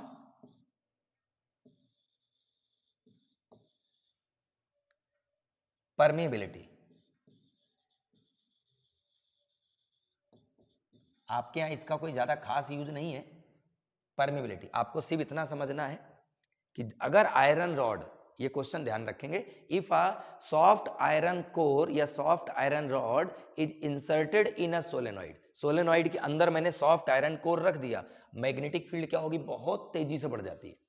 और सपोज कभी ऐसा क्वेश्चन आए कि एक हमारे पास सोलेनॉइड है, उसमें हमने एक सॉफ्ट आयरन कोर यानी रॉड रखा है सॉफ्ट आयरन का, तो मैग्नेटिक फील्ड उसका है 1000। अब मैंने उस रॉड को हटा दिया तो मैग्नेटिक फील्ड कम होगा कि ज्यादा, तो जैसे ही आयरन रॉड बाहर निकाल दोगे मैग्नेटिक फील्ड क्या हो जाएगा, डिक्रीज कर जाएगा। क्या हो जाएगा, कम, क्योंकि परमेबिलिटी कम हो गई। सॉफ्ट आयरन कोर जब तक रहेगा मैग्नेटिक फील्ड तब तक मैक्सिमम रहेगा। तो ये है डिपेंड्स ऑन, इसको हम लोग एक सिंबल है जिसे बोलते हैं म्यू आर, इसे रिलेटिव परमेबिलिटी बोलते हैं। ये आपको 12th क्लास में डीप में आपको मिलेगा। तो अभी आपको 3 फैक्टर पे ध्यान रखना। इसके लिए मैग्नेटिक फील्ड लाइंस ड्रॉ करते हैं। क्या ड्रॉ करते हैं, मैग्नेटिक फील्ड लाइंस। मैं यहां पे एक कॉइल बना लेता हूं सोलेनॉइड, ये मैंने क्या करा, सोलेनॉइड बनाया ये ऐसे। अब इसका मुझे मैग्नेटिक फील्ड लाइंस ड्रॉ करना है, पूछा जाता है क्वेश्चन ऐसे। स्विच ऑन करेंगे करंट पास करेगा ऐसे। करंट कैसे गया, ये करंट गया ऐसे, ये ऐसे, ये करंट ऐसे, फिर करंट ऐसे गया वापस ऐसे आया। तो इस टाइप से करंट जाएगा, फाइनली यहाँ पे करंट ऐसे और ये ऐसे और ये घूम के करंट ऐसे है। अब हमें क्या बताना है, यहाँ पर मैंने क्या लिया, सोलेनॉइड। सोलेनॉइड समझेंगे, ये मैंने लिया ऐसे, ये गया लूप ऐसे, फिर लूप अगला गया ऐसे। तो ये जब लूप ऐसे गया, करंट ऐसे जा रहा, तो करंट कैसे गया इसमें, क्लॉकवाइज। कैसा गया, क्लॉकवाइज। अगर करंट किसी लूप में क्लॉकवाइज होता है तो कौन सा पोल बनता है, नॉर्थ या साउथ, मैंने क्लॉक रूल में बताया था। तो करंट अगर क्लॉकवाइज जाता है तो लूप कैसा बनता है, मैं करंट कैसे ले रहा हूं, क्लॉकवाइज। क्लॉकवाइज अगर जाएगा तो कैसा पोल बनेगा, साउथ पोल। तो यहां कैसा पोल बनेगा, साउथ। छोटा सा लिख देता हूं। अब यही चीज मैं अभी क्या कर रहा हूं, मैं ऐसे घुमा रहा हूं क्लॉकवाइज, लेकिन अगर सामने से अपोजिट से कोई देखेगा तो उसको एंटी क्लॉकवाइज दिखेगा। जैसे कि अभी मैं देखूं, मैं कैसे घुमा रहा हूं, क्लॉकवाइज, और यही सामने से कोई देखेगा उसको कैसा दिखेगा, एंटी क्लॉकवाइज। मतलब इस फेस से जब हम देखेंगे, इस फेस से, तो वही हमें क्लॉकवाइज कैसा दिखेगा, एंटी क्लॉकवाइज। वहां से कैसा क्लॉकवाइज था, यहां से कैसा एंटी क्लॉकवाइज दिखेगा। मतलब यहां कैसा पोल बनेगा, नॉर्थ।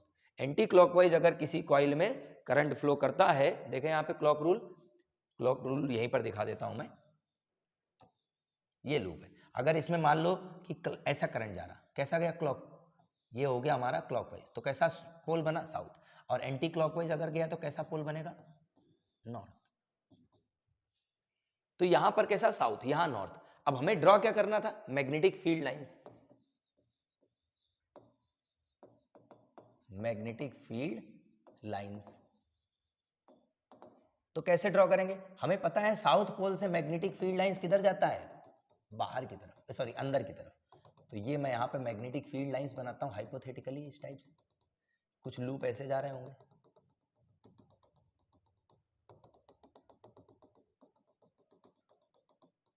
ये हो गया। एक दो लाइनें और आप दिखा सकते हो, ये साउथ पोल है, मैग्नेटिक फील्ड अंदर की तरफ आ रहा होगा, साउथ पोल है, मैग्नेटिक फील्ड अंदर की तरफ आ रहा होगा, नॉर्थ पोल है, मैग्नेटिक फील्ड बाहर की तरफ जा रहा होगा, बाहर की तरफ जा रहा होगा, ऐसे यहां पर अंदर की तरफ। तो ये हमारा कैसा साउथ पोल, ये कैसा नॉर्थ पोल। तो जहां से करंट एंटर कर रहा है वो कैसा पोल बना साउथ, क्योंकि मैंने ऐसे क्लॉकवाइज दिया था, लूप हमारे ऐसे थे, लूप जब क्लॉकवाइज होगा तो साउथ बनेगा, यही चीज अगर अपोजिट देखेंगे तो नॉर्थ बनेगा। तो ये साउथ, ये नॉर्थ, ये मैग्नेटिक फील्ड लाइंस है, किसके लिए, सोलेनॉइड के लिए। आते हैं नेक्स्ट पे, फ्लेमिंग लेफ्ट हैंड रूल या motor rule. Fleming left hand rule का यूज करते हैं हम लोग डायरेक्शन ऑफ फोर्स सॉल्व करने के लिए। ये बहुत ही इंपॉर्टेंट है, इससे क्वेश्चन पूछे जाते हैं डायरेक्टली, न्यूमेरिकल टाइप में कॉन्सेप्चुअल जैसा क्वेश्चन आता है।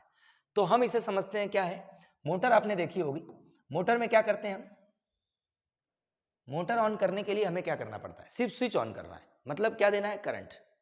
तो फ्लेमिंग लेफ्ट हैंड रूल को मोटर रूल इसलिए बोलते हैं क्योंकि मोटर का जो रिजल्ट है, जैसे ही हम स्विच ऑन करेंगे तो क्या मिलेगा, मोटर घूमने लगेगी, मतलब मोटर में क्या लगा, फोर्स। तो एक्चुअली मोटर के अंदर क्या क्या है पहले वो समझे। तो मोटर के अंदर क्या होता है, मैग्नेटिक फील्ड होता है, उस मैग्नेटिक फील्ड में एक कॉइल रखा हुआ है जिसे हम बोलते हैं आर्मेचर। मैग्नेट, पहले मैग्नेट रखें, आप फैन की मोटर देखना या कोई इलेक्ट्रिक मोटर दूसरी हो, तो मोटर के अंदर क्या रहते हैं, मैग्नेट, मैग्नेट के बीच में कॉइल रखा रहता है जो घूमता है।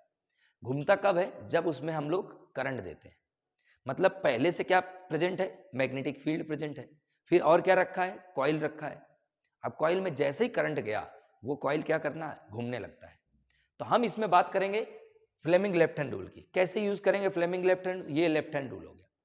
फ्लेमिंग लेफ्ट हैंड रूल के अकॉर्डिंग थंब, फोर फिंगर और मिडिल फिंगर तीनों को म्यूचुअली परपेंडिकुलर करना है, thumb, four finger, middle finger. हमें रिजल्ट यहां पे जो मिलने वाला है वो क्या है, रिजल्ट मिलेगा हमें फोर्स, यानी कि ये है, थंब डिनोट करेगा फोर्स को, फोर फिंगर मैग्नेटिक फील्ड को, और मिडिल फिंगर करंट को। एफ बी आई बोलते हैं इसे, क्या बोलते हैं, एफ बी आई। तो ये फोर्स, ये रिजल्ट है, इसे सबसे बाद में बताना है। बी और आई, मैग्नेटिक फील्ड और करंट, ये क्या है, मैग्नेटिक फील्ड, ये क्या है, करंट। जिस डायरेक्शन में मैग्नेटिक फील्ड जाए उस डायरेक्शन में फोर फिंगर को रख देना है, जिस डायरेक्शन में मैग्नेटिक फील्ड जाए, और जिस डायरेक्शन में करंट जाए मिडिल फिंगर को करंट की डायरेक्शन में कर देना है। तो ये क्या बताएगा, डायरेक्शन ऑफ फोर्स। मतलब if we put our left hand of middle finger, thumb and four finger, just minute, थोड़ा कंफ्यूजन हुआ, वापस से आ जाते हैं। If we stretch thumb, four finger, middle finger mutually perpendicular to each other, then four finger denotes the direction of magnetic field, middle finger denotes the direction of current, then thumb will show the direction of force। इसके बारे में हम देखें, यहां पे मैं एक question ले लेता हूं।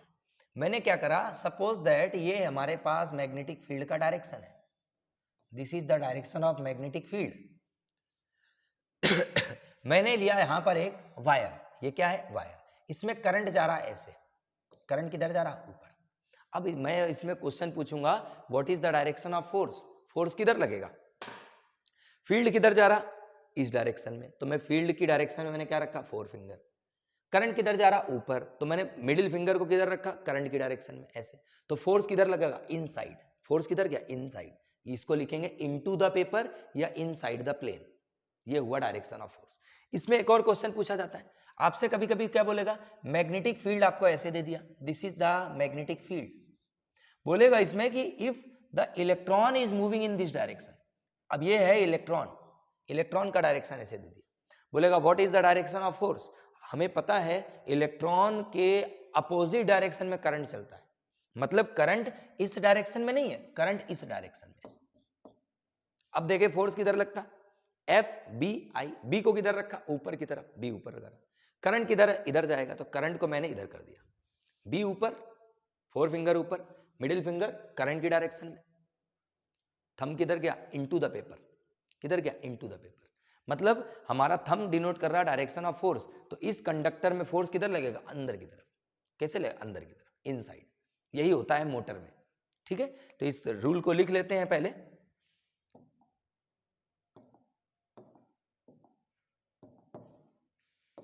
if we stretch thumb comma forefinger and middle finger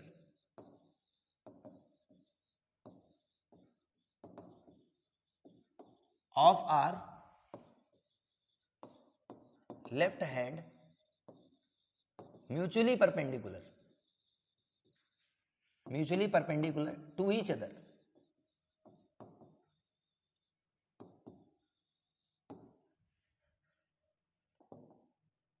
mutually perpendicular to each other, comma forefinger place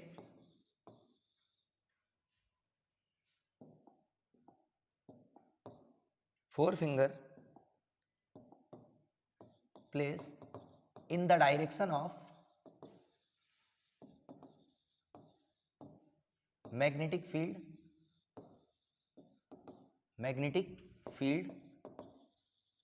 comma middle finger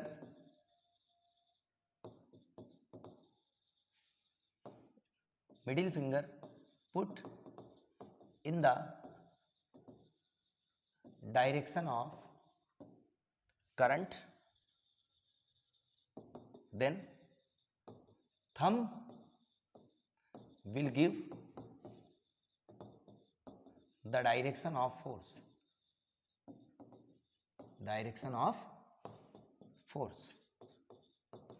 ये हो गया हमारा फ्लेमिंग लेफ्ट हैंड रूल। इसी को क्या बोलते हैं, मोटर रूल। मोटर रूल क्यों बोलते हैं, क्योंकि मोटर में ये रूल एप्लीकेबल होता है। मोटर किस डायरेक्शन में घूमेगी, इस पे डायरेक्शन बताने का काम किससे होगा, फ्लेमिंग लेफ्ट हैंड रूल से। मैग्नेटिक फील्ड मान लो ऐसे जा रहा, करंट इस डायरेक्शन में गया, मैग्नेटिक फील्ड कैसे गया, इधर गया, करंट इस डायरेक्शन में गया, तो मिडिल फिंगर को इस डायरेक्शन में रखना है, तो फोर्स किधर लगेगा, नीचे की तरफ। इस टाइप से हम डायरेक्शन ऑफ मैग्नेटिक फोर्स बताएंगे, किसमें, किसी भी कंडक्टर में। आते हैं नेक्स्ट पे। नेक्स्ट हमारा force due to current carrying conductor. Force current carrying conductor में कितना लगता है, तो इसके लिए एक फॉर्मूला है, मैंने आपको स्टार्टिंग में बताया था। तो इसके लिए फॉर्मूला होता है F = IBL। आपको पहले तो ये फॉर्मूला ध्यान रखना है। एंगल भी होता है, बट एंगल का यहाँ पर अभी 10th क्लास में यूज नहीं है। F = I, अदरवाइज मैं साइन लिख देता हूं, एक्चुअल में होता है F = IBL sin थीटा। ये होता है फोर्स का फॉर्मूला करंट कैरिंग कंडक्टर में। अब फोर्स जो रहेगा किस पे डिपेंड करेगा, तो ध्यान से देखें तो force is directly proportional to current. Straight wire में जितना करंट जाएगा मैग्नेटिक फोर्स उतना ज्यादा लगेगा। यहां ध्यान से देखें तो मैंने क्या बनाया, मैग्नेट, हॉर्सू मैग्नेट है। मैंने यहाँ पे क्या रखा है, ये एक वायर से मैंने इसको एक कंडक्टर को लटका रखा है, ये वायर से ये, और यहाँ बैटरी, इसको मैग्नेट, इसमें करंट जाएगा, करंट की डायरेक्शन इन्होंने ऐसे बता दी है, this is the direction of current, ऐसे जा रहा है करंट का डायरेक्शन।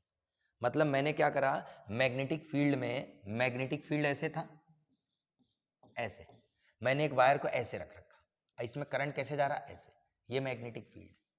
अब जैसे वायर को रखेंगे तो इसमें क्या लगेगा, फोर्स।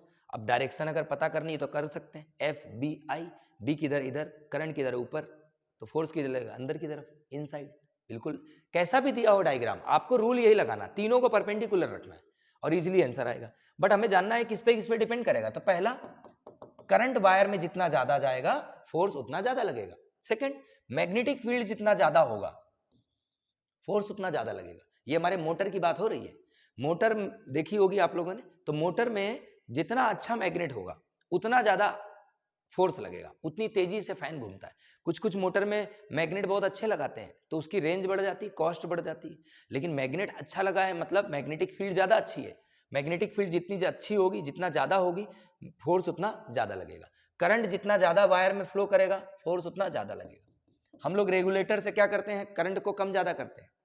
हमारे फैन में के पास में रेगुलेटर लगा रहता है, स्विच के पास में। रेगुलेटर से जैसे हम 1 2 3 4 5 करते हैं ना, तो रेजिस्टेंस क्या हो रहा होता है, वहां पे कम हो रहा होता है। 1 नंबर पे रेजिस्टेंस सबसे ज्यादा है, 2 पे करा रेजिस्टेंस कम हो गया, 3 पे करा रेजिस्टेंस और कम हो गया, 4 पे करा रेजिस्टेंस और कम हो गया। तो रेजिस्टेंस जितना कम होता जाएगा, करंट उतना बढ़ता जाएगा।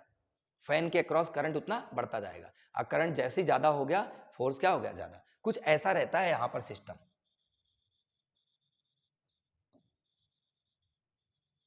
इस टाइप से रहता है। हमारा जो फैन है अभी बंद है, यहां पर है। फिर हम फैन को जैसे एक बार घुमाएंगे तो ये आएगा, फिर घुमाएंगे तो यहां आएगा, फिर घुमाएंगे तो यहां आएगा, फिर घुमाएंगे तो यहां आएगा। ये रेजिस्टेंस लगे हुए।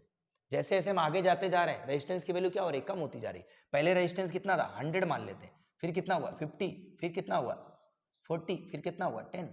तो जैसे यहां पर आए तो सिर्फ 10 ओम रेजिस्टेंस कनेक्ट है। और 10 ओम रेजिस्टेंस कनेक्ट, रेजिस्टेंस कम हुआ। रेजिस्टेंस कम हुआ तो करंट ज्यादा हुआ, और करंट ज्यादा हुआ तो फोर्स ज्यादा लगेगा, मोटर बहुत तेजी से घूमेगी और फैन बहुत स्पीड से चलता है। आते थर्ड में, force is directly proportional to length. Wire की लेंथ जितनी ज्यादा होगी, फोर्स उतना ज्यादा होगा।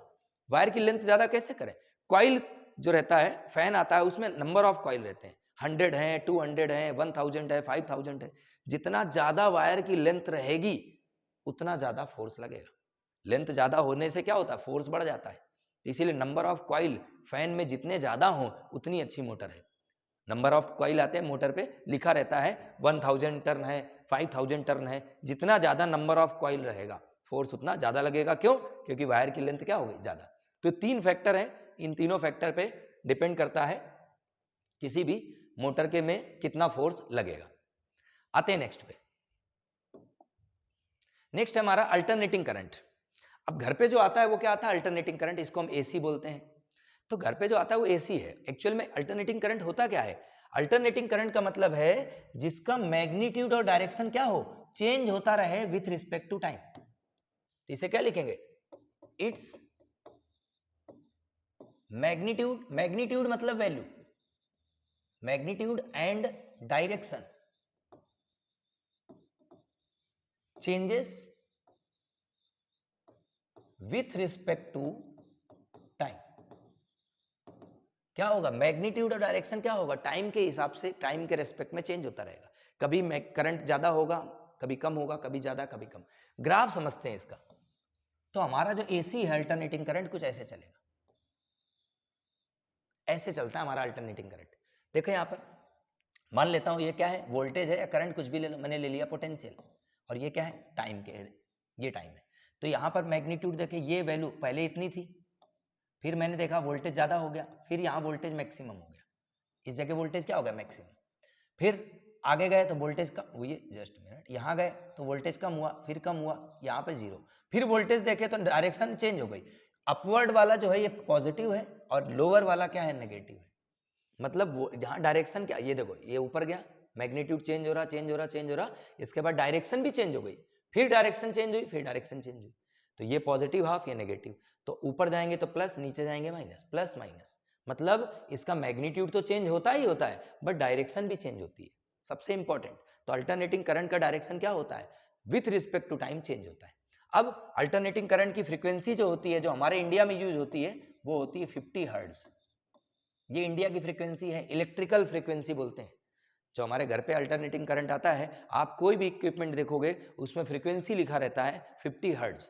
आप एनर्जी मीटर देखो, वहां लिखा रहेगा F = 50 हर्ट्ज। ये इंडिया में इलेक्ट्रिकल फ्रीक्वेंसी है। जो हमारा अल्टरनेटिंग करंट है उसका फ्रीक्वेंसी 50 हर्ट्ज। इसका मतलब होता है 1 सेकेंड में, हर्ट्ज मतलब यूनिट ऑफ फ्रीक्वेंसी, और फ्रीक्वेंसी का मतलब होता है 1 सेकेंड में नंबर ऑफ साइकिल। तो 1 सेकेंड में कितने साइकिल, 50।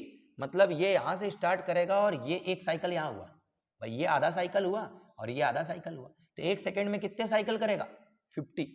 सोचो कितने ज्यादा, 50। ये तो अभी एक हुआ, ऐसे ये 1 और 2 3 4 5 ऐसे करके 50 साइकिल, 50 साइकिल 1 सेकेंड में होंगे।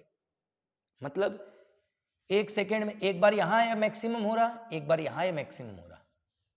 एक साइकिल में 2 बार ये मैक्सिमम हुआ। एक साइकिल में कितनी बार मैक्सिमम हुआ? 2 बार, एक बार इधर एक बार इधर, और 2 बार जीरो भी हुआ, एक बार इधर एक बार इधर। तो जब एक साइकिल में 2 बार मैक्सिमम हुआ तो 50 साइकिल में कितनी बार मैक्सिमम हुआ? 100 टाइम्स। 50 साइकिल मतलब एक साइकिल में 2 बार मैक्सिमम, तो 50 साइकिल में कितनी बार मैक्सिमम हुआ? 100 टाइम्स। मतलब 100 टाइम्स हमारा मैक्सिमम करंट जाएगा 1 सेकेंड में, और 100 टाइम्स जीरो भी तो होगा। 100 टाइम्स क्या होगा? जीरो। तो हमारा जो इलेक्ट्रिक बल्ब रहता है वो 1 सेकेंड में 100 टाइम्स मैक्सिमम ब्राइटनेस देगा और 100 टाइम्स बिल्कुल नहीं देगा, जीरो। बल्ब ग्लो ही नहीं करेगा। कितनी बार? 100 टाइम्स ग्लो नहीं करेगा 1 सेकेंड में।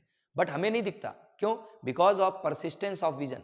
हमारी जो ह्यूमन आई होती है वो ब्लिंक अगर कर रहा है कोई ऑब्जेक्ट, दो ऑब्जेक्ट में ऑसिलेशन हो रहे हैं या ब्लिंक करे, तो उनके बीच का समय अगर 1/10 सेकेंड से कम है तो हम उसे रिकॉग्नाइज नहीं कर पाते, हम उसे देख नहीं पाते। तो अभी तो अपने को यही समझना है कि अल्टरनेटिंग करंट क्या होता है। ये एसी हो गया। इसके बारे में अब बात करते हैं कुछ और पॉइंट, जैसे it can not be stored. हम अल्टरनेटिंग करंट को स्टोर नहीं कर सकते, हम इसको कभी भी स्टोर नहीं कर सकते। एसी जो आता है हमारे घर पे जो आ रहा है, एक्चुअल में कहीं ना कहीं जनरेशन चल रहा है। National thermal power station NTPC, वहां जनरेशन चल रहा है। हाइड्रो पावर प्लांट बहुत सारे, वहां जनरेशन चल रहा है। विंड मिल लगी है, वहां जनरेशन चल रहा है। न्यूक्लियर पावर प्लांट है, वहां जनरेशन चल रहा है। तो जनरेशन हर जगह चल रहे हैं। अब वही कंटिन्यू वहां से एनर्जी बन रही है। अब वो इलेक्ट्रिकल एनर्जी हमारे घर पे आ रही है। अभी यहाँ पर लाइट है, मैं जहां पर वीडियो शूट कर रहा हूँ, तो यहाँ पर लाइट आ रही, मतलब जनरेशन कहीं ना कहीं चल रहा है। अब वो कंटिन्यू जनरेट करके हमें भेजते रहते हैं। अगर वहां जनरेशन बंद हुआ तो हर जगह की लाइट क्या होगी? चली जाएगी। अच्छा, इसका मतलब ये नहीं कि आपके यहाँ की लाइट जाती है तो जनरेशन बंद हो गया ना। जनरेशन बंद हुआ ये कभी नहीं होता, जनरेशन हमेशा चलता रहता है। लाइट चली जाती है क्योंकि उन्हें हर जगह डिस्ट्रीब्यूशन देना है, कभी इस जगह देना है, कभी यहाँ देना है, कभी वहां देना है। तो हर जगह हमें बराबर लाइट मिलती रहे, इसके लिए कुछ समय के लिए वो लाइट को ट्रिप कर देते हैं, किसी और जगह शिफ्ट कर देते हैं, और कोई या तो मेंटेनेंस का काम चल रहा हो। तो it can not be stored. इसके बाद it can be step up, step up. It can be step up और स्टेप डाउन। इसको हम लोग स्टेप अप यानी कि बढ़ा देते हैं, स्टेप डाउन मतलब कम कर सकते हैं। मतलब वोल्टेज को आप इंक्रीज कर सकते हो, डिक्रीज भी कर सकते हो। हमारे घर के आसपास जो ट्रांसफार्मर रखे रहते हैं उन पे आता है 440 वोल्ट सप्लाई। कितना आता है? 440, 440 या 420 वोल्ट, इतना सप्लाई आता है। हाँ, हमारे घर में कितना आता है? 220 वोल्ट। तो हमने क्या करा? वोल्टेज को कम करा, यानी कि ट्रांसफार्मर में बहुत ज्यादा वोल्टेज आ रहा, घर पे कितना चाहिए? 220। तो हमने क्या करा? वोल्टेज को कम कर दिया। वोल्टेज को क्या कर दिया? कम कर दिया, यानी कि हमने अल्टरनेटिंग करंट को स्टेप डाउन कर दिया। और जहां स्टेप अप करना हो, जैसे कि मुझे इस शहर से दूसरे शहर में लाइट भेजनी है, मुझे यहां से इंदौर से लाइट भेजनी, कहाँ? कानपुर, जहां से मैं प्रॉपर बिलोंग करता हूं। तो वहां पर लाइट भेजनी है तो क्या करें? तो हमें हाई वोल्टेज में ट्रांसमिशन करना पड़ेगा। लेकिन जब जनरेशन होता है तब हाई वोल्टेज में जनरेशन नहीं होता, जनरेशन कम है, वोल्टेज कम प्रोड्यूस होता है। तो उससे हम क्या करते हैं? ट्रांसफार्मर की हेल्प से हम उसे स्टेप अप कर देते हैं, वोल्टेज क्या करते हैं? बढ़ा देते हैं। जितना ज्यादा वोल्टेज रहेगा उतना लॉस कम हो जाता है ट्रांसमिशन में। यहां से लॉन्ग डिस्टेंस भेजना, 1000 किलोमीटर दूर, तो उसको भेजना है तो वोल्टेज क्या रखना पड़ेगा? हाई। देखे होंगे आपको, आपने खेतों में रावण जैसे ऐसे खड़े रहते हैं, टावर जैसे, तो उनमें क्या हो? ट्रांसमिशन लाइन है, उसका काम है सिर्फ एनर्जी को एक जगह से दूसरी जगह ले जाने का, वहां से डायरेक्ट कोई कनेक्शन नहीं लेता, उसका काम है ले जाने का। तो वो वोल्टेज बहुत ज्यादा रहता है, 44,000 वोल्ट, 33,000 वोल्ट, इस टाइप से रहता है। तो इसको हम easily step up step down कर लेते हैं। इसका जनरेशन भी इजी रहता है, it's generation is easy, generation and transmission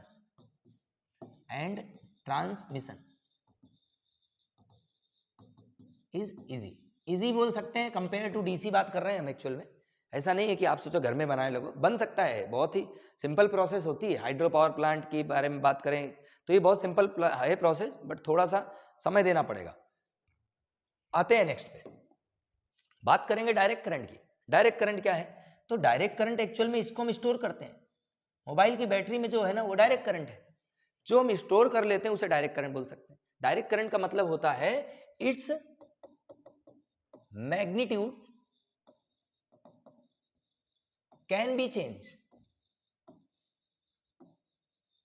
but direction can never be change. बहुत ही इंपॉर्टेंट पॉइंट है, direction can never be change. Magnitude तो चेंज हो सकता है बट डायरेक्शन चेंज नहीं होगा। ध्यान रखेंगे, डायरेक्ट करंट का डायरेक्शन कभी भी चेंज नहीं होता। अगर हम इसका आइडियल ग्राफ देखें, जैसा अभी हमने अल्टरनेटिंग करंट में बनाया था, डायरेक्ट करंट में ऐसा बनेगा। मान लेते हैं वोल्टेज है तो ये ऐसे जाएगा, ये टाइम देखो यहां पर, इसीलिए इसको डायरेक्ट बोलते हैं। डायरेक्ट करंट सीधा चलता है, आइडियल नहीं है, सॉरी ये आइडियल है। अगर नॉर्मली देखें, प्रैक्टिकली देखें तो ये ऐसा नहीं रहता है, ये ऐसे चलता है, या कभी कभी देखोगे तो ऐसे भी चलता है, लेकिन डायरेक्शन चेंज नहीं होगा। देखो यहाँ पर पॉजिटिव हाफ में जा रहा, पॉजिटिव हाफ में जा रहा, पॉजिटिव हाफ में जा रहा, नेगेटिव हाफ में नहीं जाएगा। अगर नेगेटिव हाफ में जा रहा तो पॉजिटिव हाफ में नहीं जाएगा, मतलब एक ही डायरेक्शन रहेगी इसकी, या तो प्लस हाफ में जा रहा होगा या तो माइनस हाफ में जा रहा होगा, दोनों में नहीं जाएगा। देखो अल्टरनेटिंग करंट दोनों में था, प्लस में भी था माइनस में भी था। इसका डायरेक्शन चेंज होता है, direction changes with respect to time, but direct current का डायरेक्शन कभी भी चेंज नहीं होता। मैग्नीट्यूड चेंज हो सकता है। देखो यहाँ पे कितना 220, 220 मान लेते हैं 220 वोल्ट है, 220 220 हर जगह। यहाँ पर मैग्नीट्यूड चेंज हो रहा है, देखो पहले मैक्सिमम था, फिर कम हो गया, फिर ज्यादा हो गया, फिर कम हो गया, लेकिन डायरेक्शन चेंज नहीं होगा। इसे हम पल्सेटिंग डीसी बोल देते हैं, पल्स के फॉर्म पे है, इसमें अल्टरनेटिंग करंट का कुछ पार्ट है, इसीलिए पल्स के फॉर्म पे दे रहा है ये डायरेक्ट करंट। तो डायरेक्ट करंट का मैग्नीट्यूड चेंज हो सकता है बट डायरेक्शन चेंज नहीं होगा। तो फ्रीक्वेंसी कितनी होगी डायरेक्ट करंट की? 0 हर्ट्ज। क्यों होगी 0? फ्रीक्वेंसी का मतलब होता है नंबर ऑफ साइकिल्स। साइकिल तो हो ही नहीं रहे, कहां हो रहा साइकिल? साइकिल के लिए तो आपको दूसरी डायरेक्शन में जाना पड़ेगा ना भाई, साइकिल ऐसे जाएगी फिर ऐसे जाएगी, साइकिल कैसे बनेगा? पहले पॉजिटिव आप फिर नेगेटिव आप, साइकिल बन ही नहीं रहे, तो फ्रीक्वेंसी क्या होगा? 0। अब इट कैन बी स्टोर्ड, इसको हम स्टोर कर सकते हैं। हमारे मोबाइल में जो बैटरी लगी है इसमें डायरेक्ट करंट है, हमारे इन्वर्टर में जो बैटरी रहती है वो डायरेक्ट करंट है, जो सेल आते हैं वो डायरेक्ट करंट उसके अंदर स्टोर है। अब सोचने वाली बात है, घर पे तो एसी आता है, फिर मोबाइल कैसे चार्ज हुआ?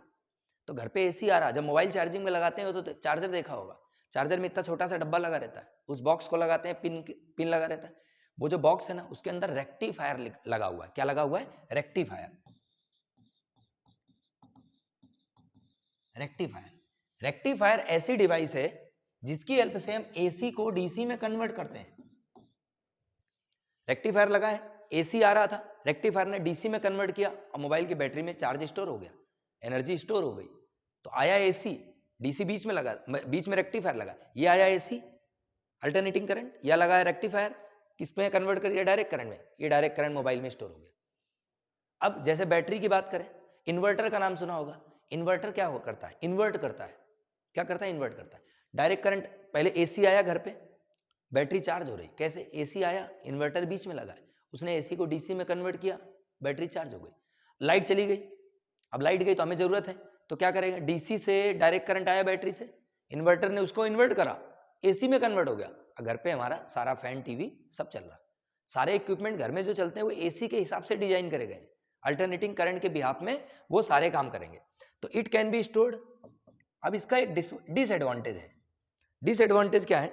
इसको हम स्टेप अप या स्टेप डाउन नहीं कर सकते, ये जितने वोल्ट का बन गया उतने वोल्ट का ही रहेगा, हम इसको स्टेप अप या स्टेप डाउन नहीं कर सकते।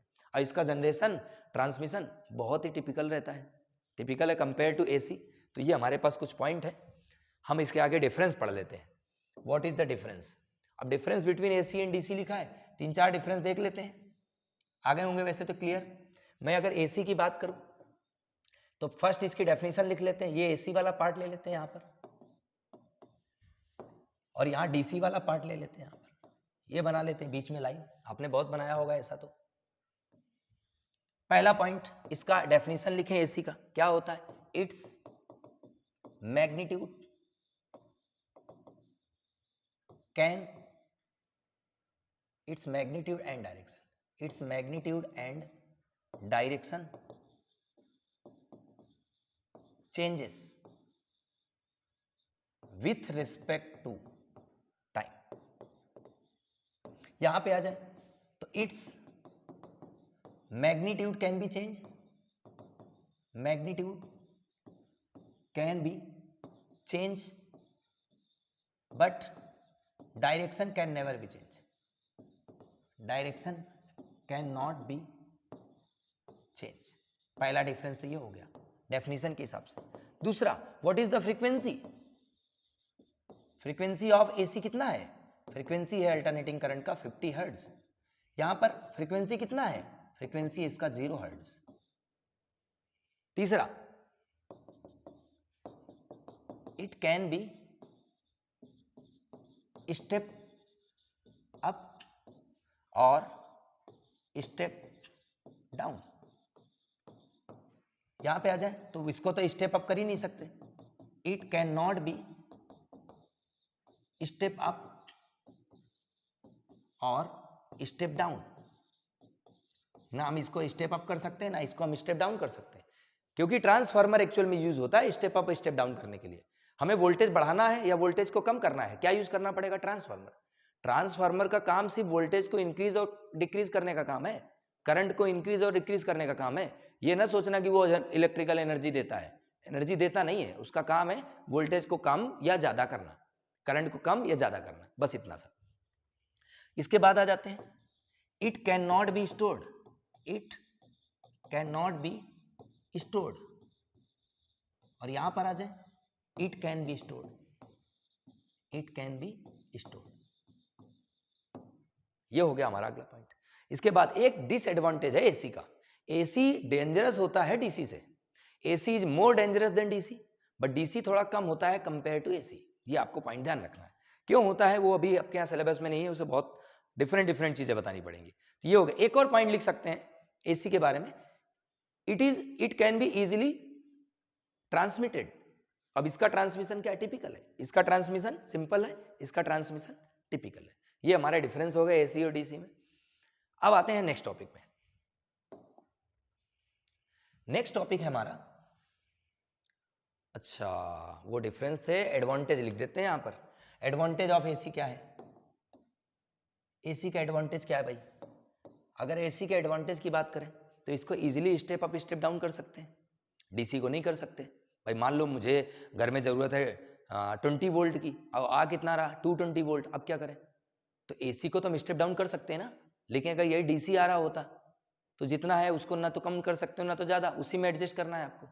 लेकिन इसमें एसी में क्या है, अपने हिसाब से ट्रांसफार्मर लगाया, जैसे नॉर्मली पहले होता था हमारे फ्रिज में स्टेबलाइजर लगा रहता है, उससे वोल्टेज को हम कम ज्यादा कर लेते हैं। पहले क्या होता था, कुछ समय पहले डिवाइसेस में नहीं लग के आता था स्टेबलाइजर, तो पहले हम लोग मार्केट से स्टेबलाइजर खरीदते थे, वोल्टेज कम आ रहा बढ़ा दिया, जैसे वोल्टेज बढ़ाया घर पे तो वोल्टेज ज्यादा हो गया और उस दूसरी डिवाइस में वोल्टेज क्या हो गया कम, तो इसको हम स्टेप अप या स्टेप डाउन कर लेते हैं। तो एडवांटेज क्या है, it can be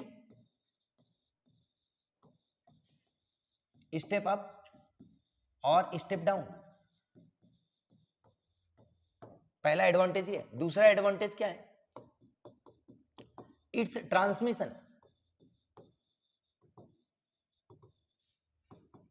is easy, इसका ट्रांसमिशन क्या होता है, इजी होता है। अब मुझे यहां से भेजना है लाइट को, कहां भेजना है, कानपुर, लखनऊ, अब क्या करूं, डीसी को तो भेजता तो यहां से जितना डीसी भेजता रास्ते में खत्म, लॉस हो जाता है डीसी का। ट्रांसमिशन बहुत टिपिकल है, क्यों, क्योंकि जितने वोल्ट का आप जनरेट करोगे उतना वोल्ट आप भेज सकते हो डीसी में, डीसी को तो कम ज्यादा कर ही नहीं सकते ना। अब हमें जब लॉन्ग डिस्टेंस ट्रांसमिशन कराना है तो वोल्टेज क्या होना चाहिए, हाई, 33,000 वोल्ट। अब इतने वोल्ट की अगर डीसी बना दी, जनरेट कर दी, मान लो जनरेट कर दी, तो वहां अगर चली गई 33,000 वोल्ट, तो वहां पे यूज क्या करेंगे उसका, भाई उससे कम ज्यादा तो कर ही नहीं सकते।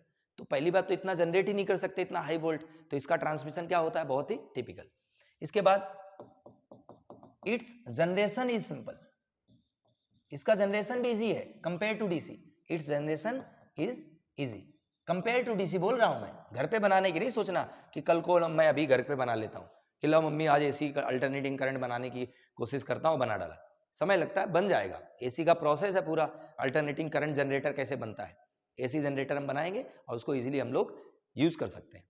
इस जनरेशन इजी, इसका जनरेशन इजी हो गया, इसका ट्रांसमिशन इजी हो गया, स्टेप अप स्टेप डाउन हो जाता है। तो ये हमारे कुछ एडवांटेज है एसी के ओवर डीसी। और भी बहुत सारे पॉइंट्स हैं, आप आराम से थ्योरी वाले पोर्शन है देखते रहना, डिफरेंस में देखोगे तो बहुत सारे मिल जाएंगे, डिफरेंस जो थे उसमें और भी पॉइंट मिल जाएंगे। आते हैं नेक्स्ट स्लाइड में। डोमेस्टिक इलेक्ट्रिक सर्किट, जो घर का सर्किट है उसके बारे में बात कर रहे हैं, बहुत इंपॉर्टेंट है, आपकी डेली लाइफ में काम आएगा। समझते हैं क्या है। तो डोमेस्टिक इलेक्ट्रिक सर्किट में एक्चुअल में क्या होते हैं, 3 वायर रहते हैं। घर में देखा होगा मोबाइल का चार्जर उसमें 2 मिलेंगे, बाकी अगर रेफ्रिजरेटर या इलेक्ट्रिक आयरन का जो प्लग है उसमें 3 वायर मिलेंगे, 3 प्लग मिलते हैं, एक ऊपर 2 इधर। तो मेन 2 प्लग रहते हैं, एक रहता है हमारा लाइव वायर। लाइव वायर को हम फेज वायर बोलते हैं। लाइव वायर मतलब जिसमें करंट वोल्टेज आता है, जिसे हम लाइव वायर बोलते हैं। 220 वोल्ट की सप्लाई लाइव वायर में आती है। तो लाइव वायर में टोटल वोल्टेज जो जनरेट होके आया है वो लाइव वायर में आया है। लाइव वायर का कलर इसीलिए रेड रखते हैं। रेड कलर क्यों बनाते हैं, क्योंकि डेंजरस रहता है। तो लाइव वायर जो रहेगा इसमें टोटल वोल्टेज आएगा। न्यूट्रल वायर जो रहता है ये बनता है नॉर्मली ब्लैक कलर का। न्यूट्रल वायर कैसा, देखो लाइव वायर और न्यूट्रल वायर दोनों हमेशा साथ में चलेंगे। ये हमने ले लिया लाइव वायर, यहां बना हुआ है, ये लाइव वायर है और ये न्यूट्रल वायर है।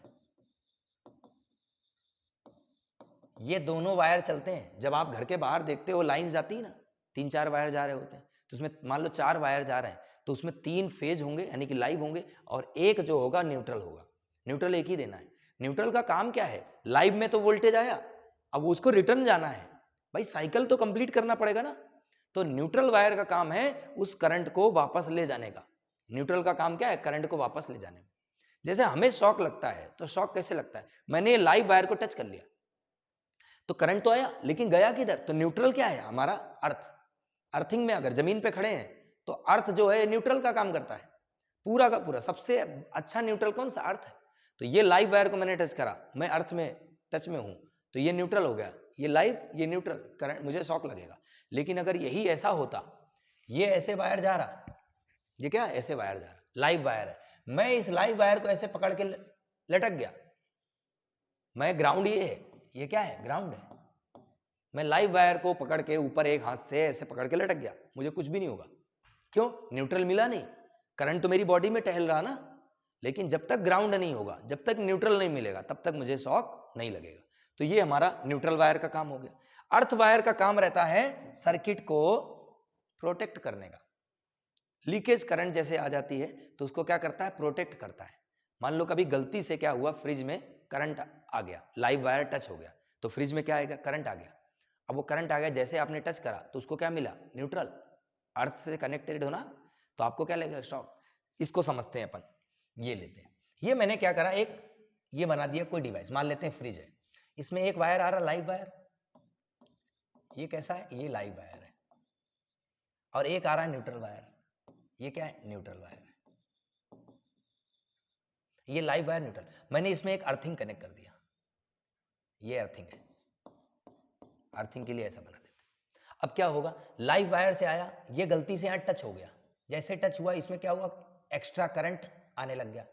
जैसे करंट आया, इस पे कुछ करंट तो वापस चला गया, लेकिन बाकी लीकेज करंट तो पूरी फ्रिज में टहल रहा होगा, पूरी फ्रिज में लीकेज करंट टहल रहा है। अब क्या हुआ, मैं गलती से मैंने यहाँ टच करा, तो टच करा तो क्या हुआ होगा, मैं यहाँ बना लेता हूँ एक को, जो गलती से पकड़ेगा, ये इसने टच कर लिया हाथ से, जैसे इसने इसको टच कर लिया क्या हुआ, तो करंट इसकी बॉडी से जा सकता है या करंट अर्थ जाए। तो अर्थ का रेजिस्टेंस हम क्या रखते हैं, बहुत ही कम। अर्थिंग का रेजिस्टेंस लगभग 8 ओम के आसपास होता है, और हमारी बॉडी का जो रेजिस्टेंस होता है, अगर बॉडी हमारी ड्राई है तो 1 लाख ओम रहेगा, और अगर वेट है तो 1000 ओम रहेगा। तो कॉमन सी बात है, जिसका रेजिस्टेंस कम होगा करंट वहीं से जाएगा, तो मैक्स पूरा का पूरा करंट किधर, अर्थिंग से चला जाएगा, और हमें कुछ भी नहीं होगा। अब चाहे ये रेजिस्टेंस हो, अगर बॉडी वेट है, नहा के आए टच कर लिया, 1000 ओम है। अगर अर्थिंग है, कनेक्टेड है, प्रॉपर अर्थिंग है, तो पूरा का पूरा करंट यहाँ जाए। भाई करंट तो ऐसे टहल रहा, करंट को जाने का रास्ता मिलना चाहिए। करंट जैसे हमने टच करा, तो करंट मेरी बॉडी से क्यों जाएगा भाई, इसका तो 1 लाख है ना, 1 लाख रेजिस्टेंस है ओम में, और इसका 8 ओम, तो करंट तो हमेशा ऐसे रास्ते से जाता है जिसका रेजिस्टेंस क्या हो, कम। तो करंट किससे जाएगा, 8 ओम से, और इस हमारी बॉडी, हम क्या हो जाते हैं, सेफ। यही यूज होता है अर्थिंग का। इसीलिए देखा होगा आप लोगों ने, जो हमारे पास पिन रहता है, 3 पिन, 3 पिन रहता है, तो जब ऊपर वाला पिन रहता है ना, वो अर्थिंग रहता है।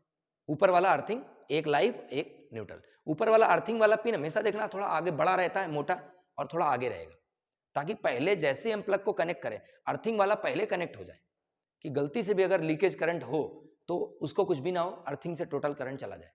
तो अर्थिंग वाला पिन जो ऊपर वाला रहता है वो 3 पिन अगर बने हैं ना ऐसे, ये ऐसा रहता है हमारा प्लग, ऐसे पिन बने रहते हैं 5। अब इसमें ये वाला एक होगा लाइव या ये होगा लाइव, ये दो में से एक लाइव होंगे, दोनों होंगे, या 3 अगर ऐसे पिन लगाना है या तो ऐसे लगाना, और एक न्यूट्रल इधर एक न्यूट्रल इधर, न्यूट्रल न्यूट्रल। और ये ऊपर वाला क्या रहता है, अर्थिंग, ऊपर वाला क्या, अर्थिंग। तो ये अर्थिंग हमारा सर्किट को क्या करता है, ग्राउंड करता है, प्रोटेक्ट करता है। तो अर्थिंग का काम है सिर्फ सर्किट को और सभी लोगों को प्रोटेक्शन देने का। क्या करता है, प्रोटेक्ट करता है। और लाइव वायर हमारा करंट को लेके आएगा और न्यूट्रल वायर करंट को लेके जाएगा। न्यूट्रल वायर का वोल्टेज कितना होगा, 0, ध्यान रखेंगे। न्यूट्रल वायर का पोटेंशियल क्या होगा, 0, और लाइव वायर का पोटेंशियल मैक्सिमम जितना भी आएगा, और अर्थिंग का टोटल 0। अर्थिंग का काम है लीकेज करंट को ग्राउंड करना, बस इतना। तो फाइनली ये चैप्टर कंप्लीट हो गया। Thank you for watching. हमसे जुड़े रहने के लिए हमारा अगला वीडियो देखें। नेक्स्ट जो हमारा लेक्चर आएगा उसमें हम नेक्स्ट वीडियो लेके आएंगे।